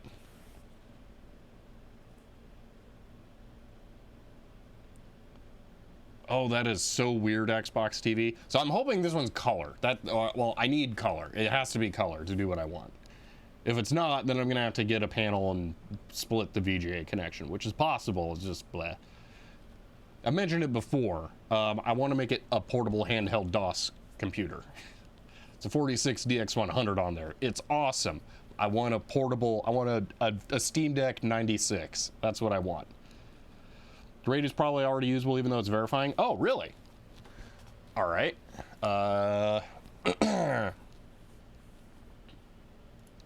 Public. Just knowing the pinout would help. If it's giving raw pixel stream parallel 16-bit interface, the pinout is findable. I don't remember what the thing was. I don't think I have reinstalled stuff since I did that, so I might actually be able to search my history. Nope, my history only goes back to July. Did I reinstall my operating system in July? What? Or does Firefox automatically delete history? Because I don't want that. I want to keep everything forever. Oh. But it is possible. I'll have to look it up sometime. See, I've seen some older industrial equipment like CNC machines and such. What was I gonna do? Oh yeah, I think I was gonna try an FTP. FTP FileZilla. Let's just see if we can FTP this sucker. Host 192.168.1.26. Click connect. It says no thank you. Okay. Wait. What? Hold on. We got an ancient certificate. Sure, yeah, why not? Are we about to get data? This is a private system. No anonymous login. All right. Admin. We're in. Create directory. Test. Sorry, users are not allowed to create directories. What? How are you supposed to do anything then?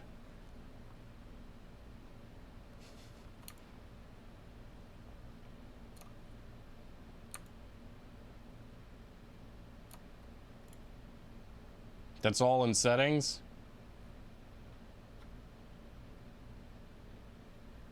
Why are there like multiple things?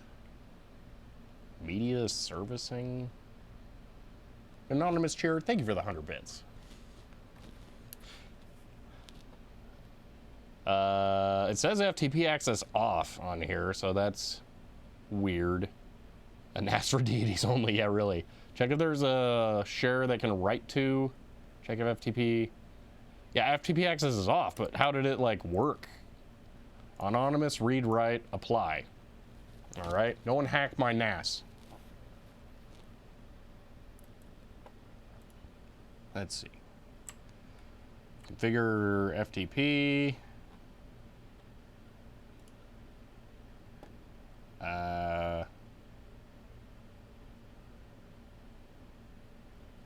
Well, let's just see.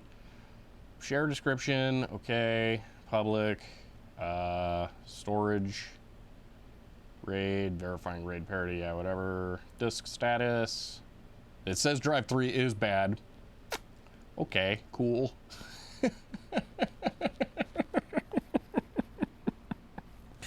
Great.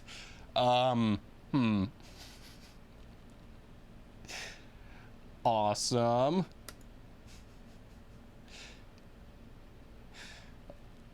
I'm afraid all of these were murdered by the rain except for the one that was in the box. Let's see, FTP downloads. User is a backup to and from FTP site. Whoa, create job? What? You can have it like mirror an FTP site? Huh. Second link rather than the first one, configure FTP. Ah, okay.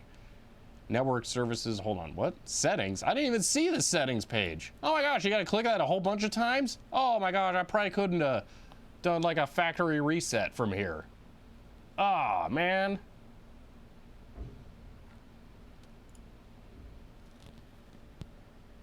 Well, okay. FTP is on, configure. Maximum users is way more than I need. Flow control, I don't know what that is.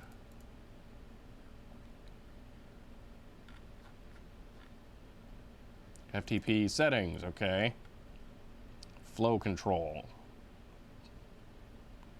Transmission control protocol used to deliver data segments, default setting. Okay, I think I want that left unlimited.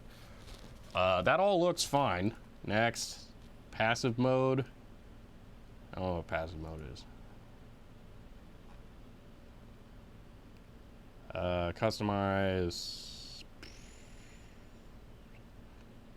What? Go away, stupid menu. Passive mode, client computer user connection, send passive command to my cloud, client computer will receive. I don't know what that means. Yeah, that is kind of cool. It can be used to mirror FTP sites. Sure, default, whatever.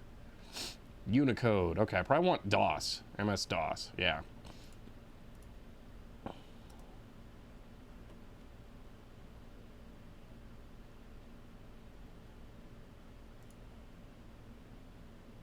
FTP following IP addresses, or I don't care about that. All right, configure shares. Shares. Okay. Okay, shares, FTP access, anonymous. Okay, so I think I just did it then. Yeah, I did. Okay. So now, connect. Yes. Successful. Create directory. Test. Users are not allowed to create directories. I think passive is something to do about connecting an FTP on a host system behind a NAT network. Still didn't work though. Why did you not work? Okay, FTP access. No, cancel. None of that weird stuff. Okay, shares. Public. Anonymous read write. Okay. Wait, now do I have to log in anonymously? Is that it? The admin won't be able to read write, but an anonymous user will. Quick connect. Abort. Yeah, go. Directory. Public. Oh, you're killing me here. I think it just worked. And it's stupid. Shared music, shared picture, shared video. Yay, whatever. Okay, create directory. Test.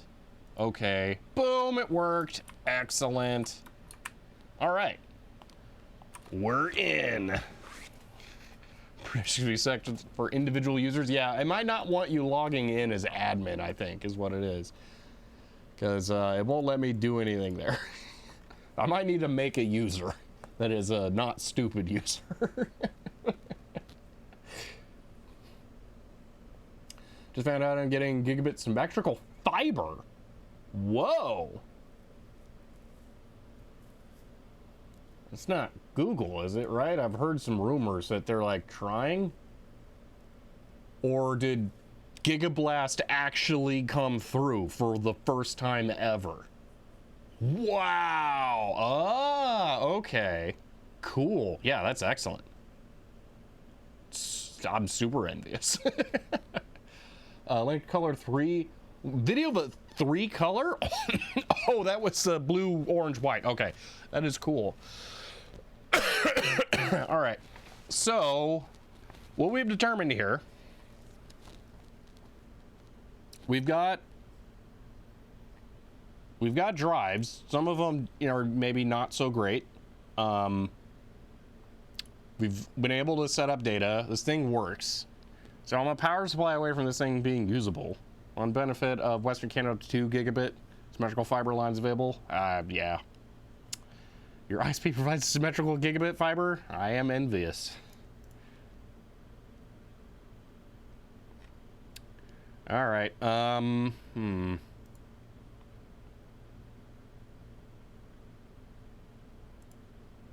don't like that. And the other ones being like, I feel like that's temporary. So, I don't know. Of course we pay 10x more for it. Yeah. I don't know. It's just not even possible here, so. And I don't think you pay 10x. I really don't.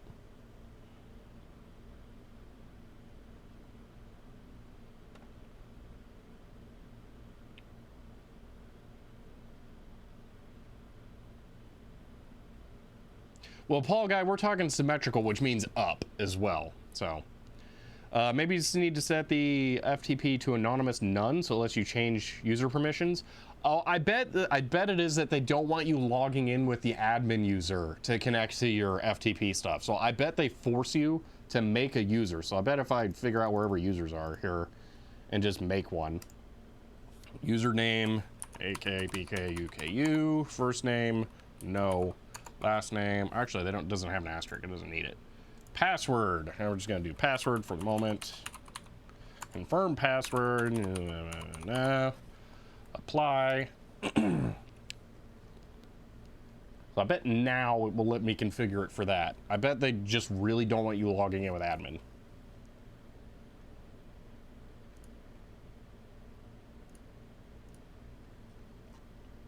Or not. Or do you configure it per user? What? Volume 1, share name. Wait, did it just add a share specifically for that user? No. FTP access on. How is it an what? Oh man,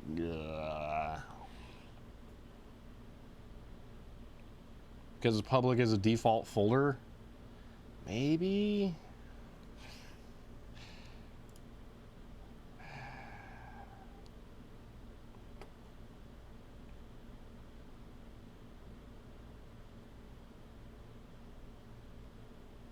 So if this user logs in, then I'm guessing it's not shown the public folder like that the anonymous one is. Public. No, it's right there. All right. I don't know. Yeah, it's there. Create directory. Blah. Yeah, I don't know. All right. Good night, Cybermonk. Mills 5. It really depends on what you're trying to get out of it. Honestly, something like this for most people is probably the way to go. Access a server from Windows 98, it would be possible, but I'm not easily set up for that at the moment.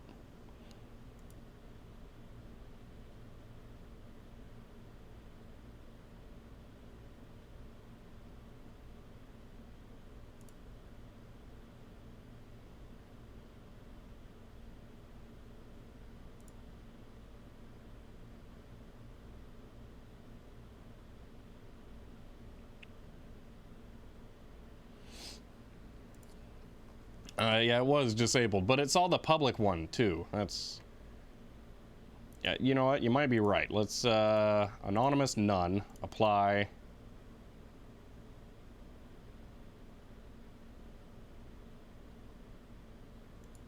And then I will refresh it. Nope, still can't change user access. Disable that, then maybe. Nope, can't change user access. Okay, maybe because it's the default one. It's not possible. All right, well, I'm going to set it to anonymous because I don't care. It's not going to be exposed to the internet. The only way you could get to this thing is to hack into my VPS and then hack into the Pi and then scan the network. It's not a problem. How much storage? I mean, oh, you're asking them. Yeah.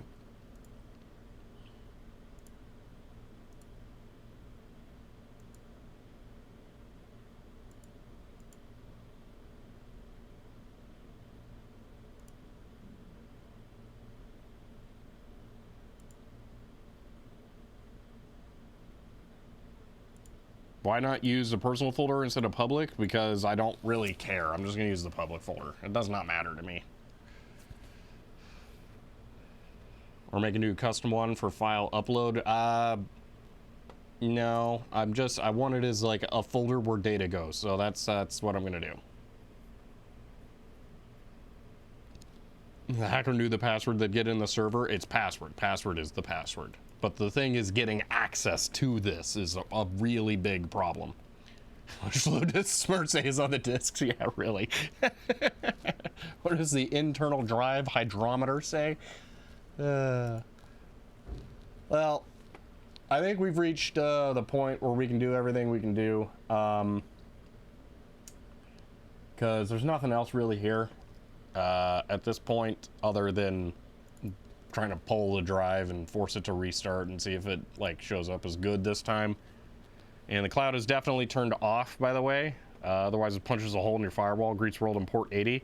Guarantee it's not, because I'm behind CGNAT. It can't do that.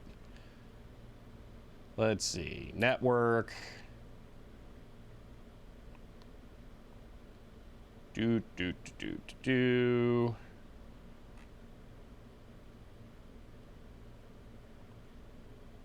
I don't know what that is. Ooh, it's got SSH. I don't know what you do with that. Does it do like SSFTP?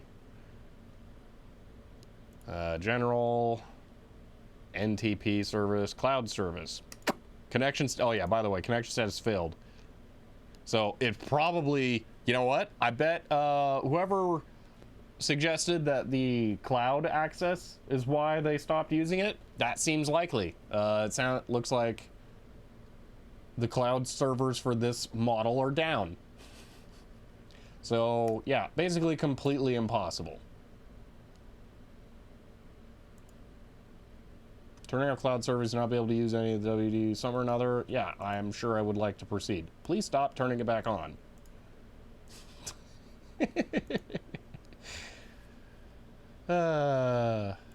It won't turn off, but it can't connect, so you know what? That's fine. Mills, thank you for the sub.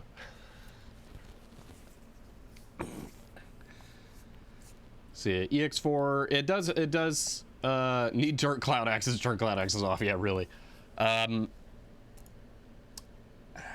your settings are updated, do not refresh. Wait, what? Dashboard. Oh, I hope I didn't click a thing there that I will regret. I don't know. Can't turn it off. That is so weird. Cancel? Yeah, I don't know. The end of the cloud service. They have ended the cloud service for WD. All right, yeah, makes sense. Well, all right, I think we've done everything we can. We actually got something accomplished here, despite the shelf thing not working out. So I'm okay enough with that. This thing is usable. Getting a laptop power supply is definitely an external or a universal one. It's definitely the way to go. There's like 12 different barrel jack tip types in that one kit that I was looking at. So that should be possible. I don't know about the drives. Now that I see that one spindle there, I am really thinking these drives are toast. So I don't know that I'm actually going to even bother copying the data onto here that I was going to say is only going to be like a local cache.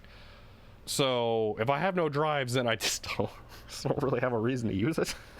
Because I'm not going to buy drives for this thing right now. I'm not ready to make that kind of a purchase at this time. So yeah, I don't know what I'm going to do with it. Pull drive 3, what does the spindle look like? You know what? Yeah, there's no data on it. Why not? Who cares?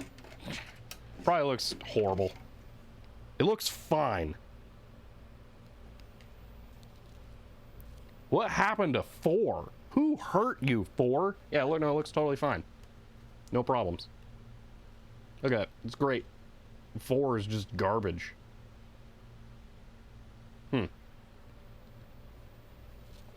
Do you still want a power supply? Well, I can't decide.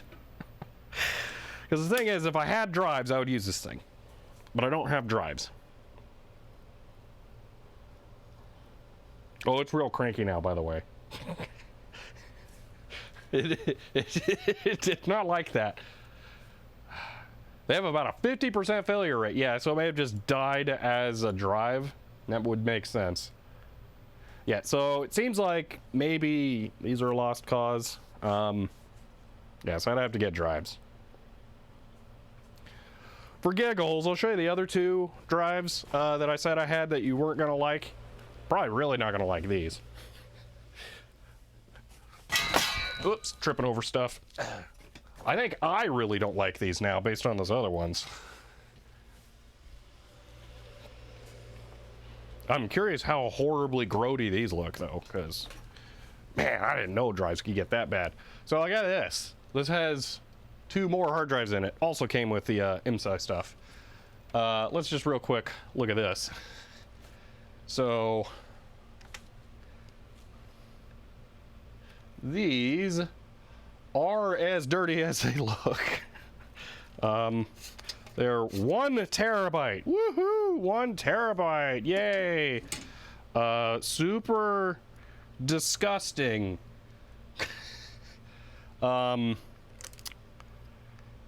Yeah. So I don't think there's any reason to bother putting these in there. Cause yeah. Just hose them off.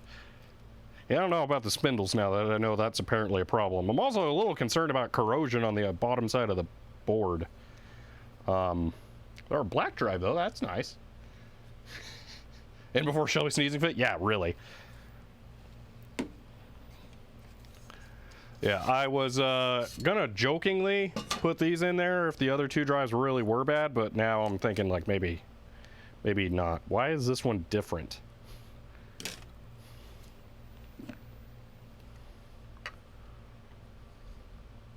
That one has like a plug over the spindle that one's missing.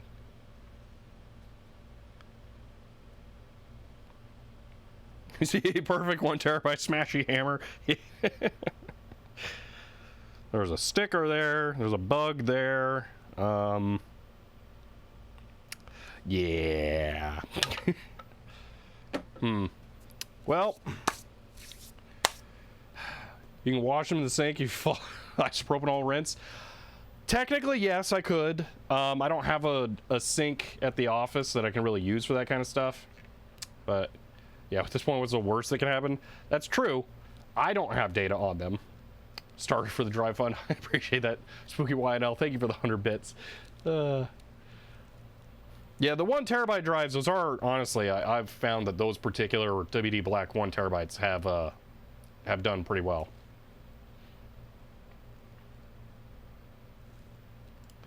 Anyway, for giggles, I was gonna have see what it says about disk status. Oh, drive 3's good again. Look at that, all healed up. All it needed was a little exercise outside of the case. Very clearly marginal. Anyway, should probably wrap this up. Tomorrow will be shelves with a hammer. Which is really unfortunate because I very much need the shelves set up because there's no space in here for anything right now. So, yeah. Do 4x4 terabyte drives from Go Hard Drives? I don't know what Go Hard Drive is. $48 each? That is not bad. I don't know. I gotta decide. If I'm spending money on hard drives, I want to think about it more. I don't want to just get whatever the first cheapest hard drives are. So, I'm gonna hold off on that, figure out something. I don't know what it'll be.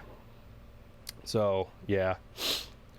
Condarsa, it could be a rubber mallet. I'm just gonna grab whatever makes sense. I think I got one of them sand hammers at home. I'm gonna look for that. So, recertified drive company. Yeah, if I'm buying drives, I'm gonna try and get new ones. So, yeah. Do you buy regular hard drives? You buy external drives and throw out the enclosure? That gets a little trickier to do now because sometimes they actually have a control board on the drive, this thing, that ends in USB instead. So you can actually try and do that and get bit hard. So I've not done that in a while. So I won't spend money on a PSU yet. Make it decide. Yeah, don't buy the power supply, because I don't know what the future is. So yeah. Yeah, Static and Acroneck, yeah, there's some of them that do that now. So you can't always count on shucking externals. Yeah. It's annoying. Let's see, do you always put OEM info in Windows computers? No, I don't think I ever have, actually. I don't know how you even do that. So, yeah. NAS drives, probably just pricey as a NAS with drives, probably just as pricey as the drives. That's possible. The like really nice Synology ones, I forget who was recommending them earlier. I found they're kind of expensive, but I'm also super cheap. I don't consider a 2 drive setup to be worthwhile. I don't want to do RAID 1 in an external box somewhere, and I'm not going to use something in this kind of setup that doesn't have some kind of parity. So RAID 0ing the drives is idiotic. RAID 1 is a waste. So for this kind of thing, you really have to have 4 drives and then RAID 5 them. So yeah, I don't know. I gotta figure it out. I got too much going on right now. This was a spur of the moment thing. I'm not gonna expend a lot of mental effort on this. I'll figure something out. So anyway, it is time to wrap this up. What about RAID 6? I don't remember at that point what the different things are. Really, the different RAIDs are just different levels of parity. It's however many drives you have and how many you want to use as parity. I like doing 4 drives with one of them being used for parity. I don't remember what the names are for the different things beyond that. So RAID 5 is no longer reliable for large drives. Yes, that's true. And what GPin's talking about is the notion that if you buy, say, 4 brand new hard drives at once, all right, and you run them in a RAID with 1 parity drive, RAID 5, when the first drive fails and you replace that drive with a new drive, the other drives have equal amount of wear on them from having all been run at the same time. And the act of resynchronizing the drives with the new parity drive will cause one of the other drives to fail because it has to work through so much data. That's the idea. So in a perfect world, you could go buy slightly used drives and get the drives like offset 1 year at a time and then build an array with that. And then you'd probably be okay with large drives. But ideally, you wouldn't do that. I still do that because life is not perfect. So yeah. So RAID 6 is just RAID 5 with 2 parity. Yeah, that figured, Lugunto. So yeah, I don't know. In that case, you would need more drives, and that gets a lot more complicated because most drive controllers are 4 port. So you start getting way more complicated with your setup. So your choices are, how's the stream tests? 7,400 drop frames, but I didn't hear anyone complain about it. So it might be like individual drop frames every now and then. So, and that represents 0.9% of all frames. So, yeah. I use RAID and use cheap large USB drives for long-term backups of files I actually care about. That is the other thing, is that like, you can use RAID 5 on large drives as long as you have an actual other backup, which is what I'm trying to do with the tape drive over there eventually, because I do run a RAID 5 on 8 terabyte drives. So yeah, run 4 so you have 4 terabytes of data then, Minjenko Tech, because that is pretty brutal.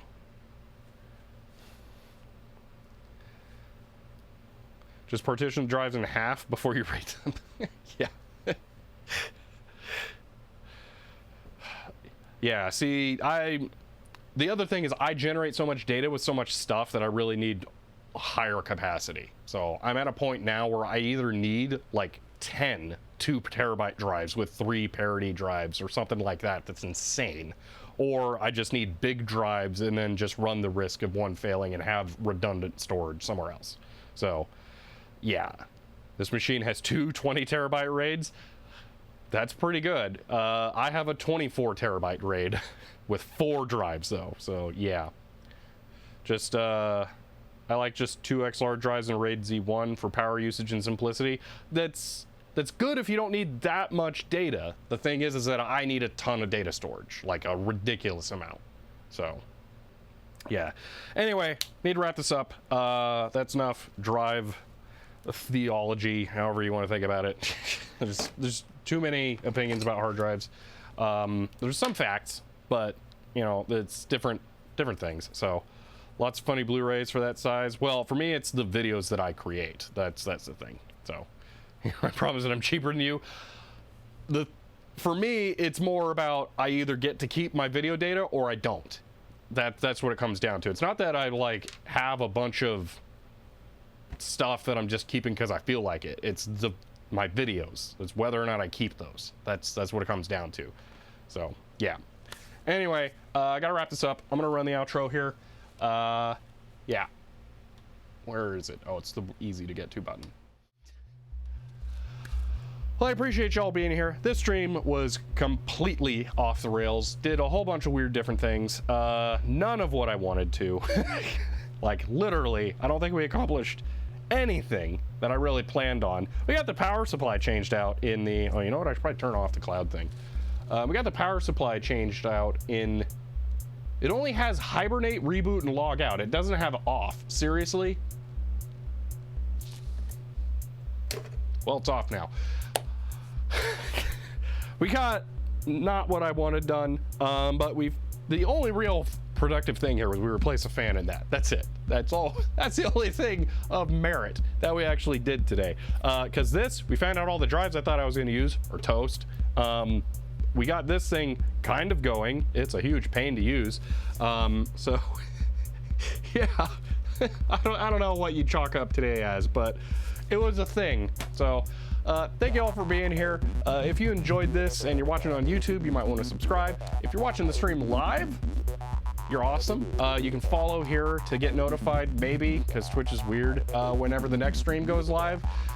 If you want to help support the channel, you can find me on Patreon or do a sub on Twitch. Normally I'd say I could point to my shirt, except I intentionally didn't wear a nice shirt because I didn't want to sweat all over it, and then I didn't do that. G247 said have a good evening. I will, thank you. But yeah, that's it for now. So thank you all for being here, and I will see you next time.